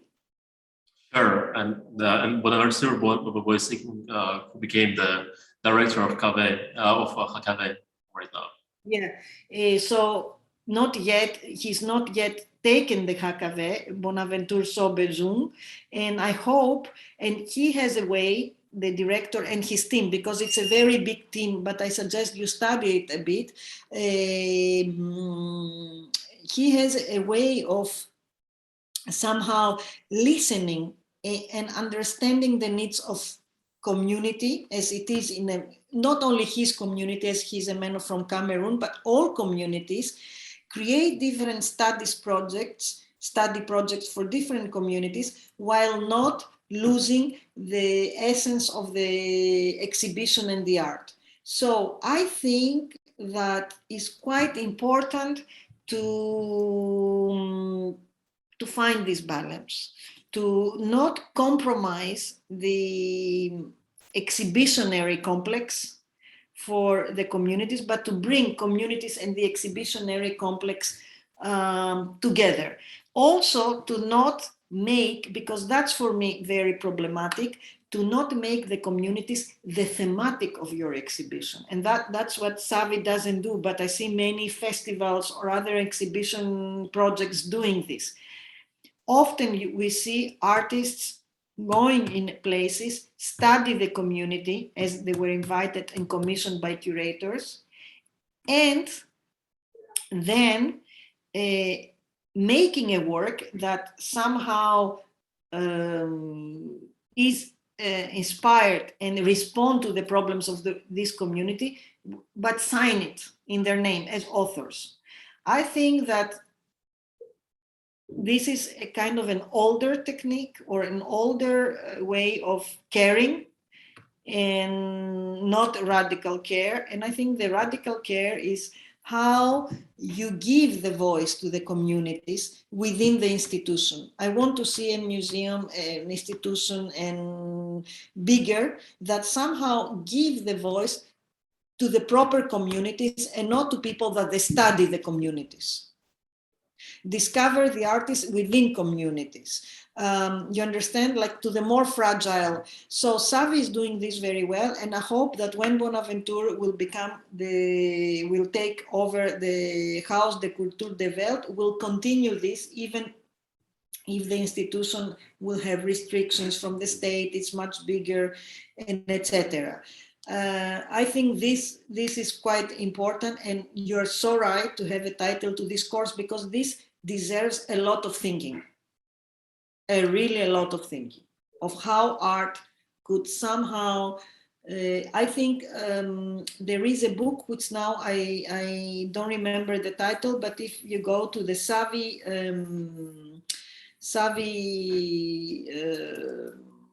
internet site, there is something about care, a book that Bonaventure wrote. So it might be interesting to include in your readings together.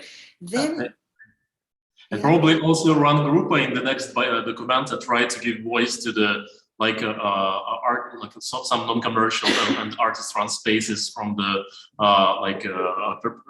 non-European context, and also it's a gesture of caring and supporting of this socially very centered and community-based projects in Indonesia, in other Asian countries, which they put in the focus this time on the document.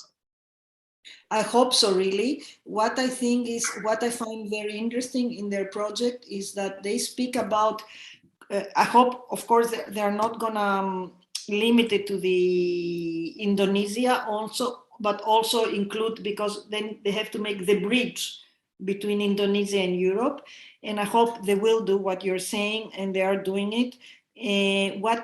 With my discussions with them, what I find very, very interesting is the notions that they inform Europe, like simple notions in different ways of viewing that they inform us with.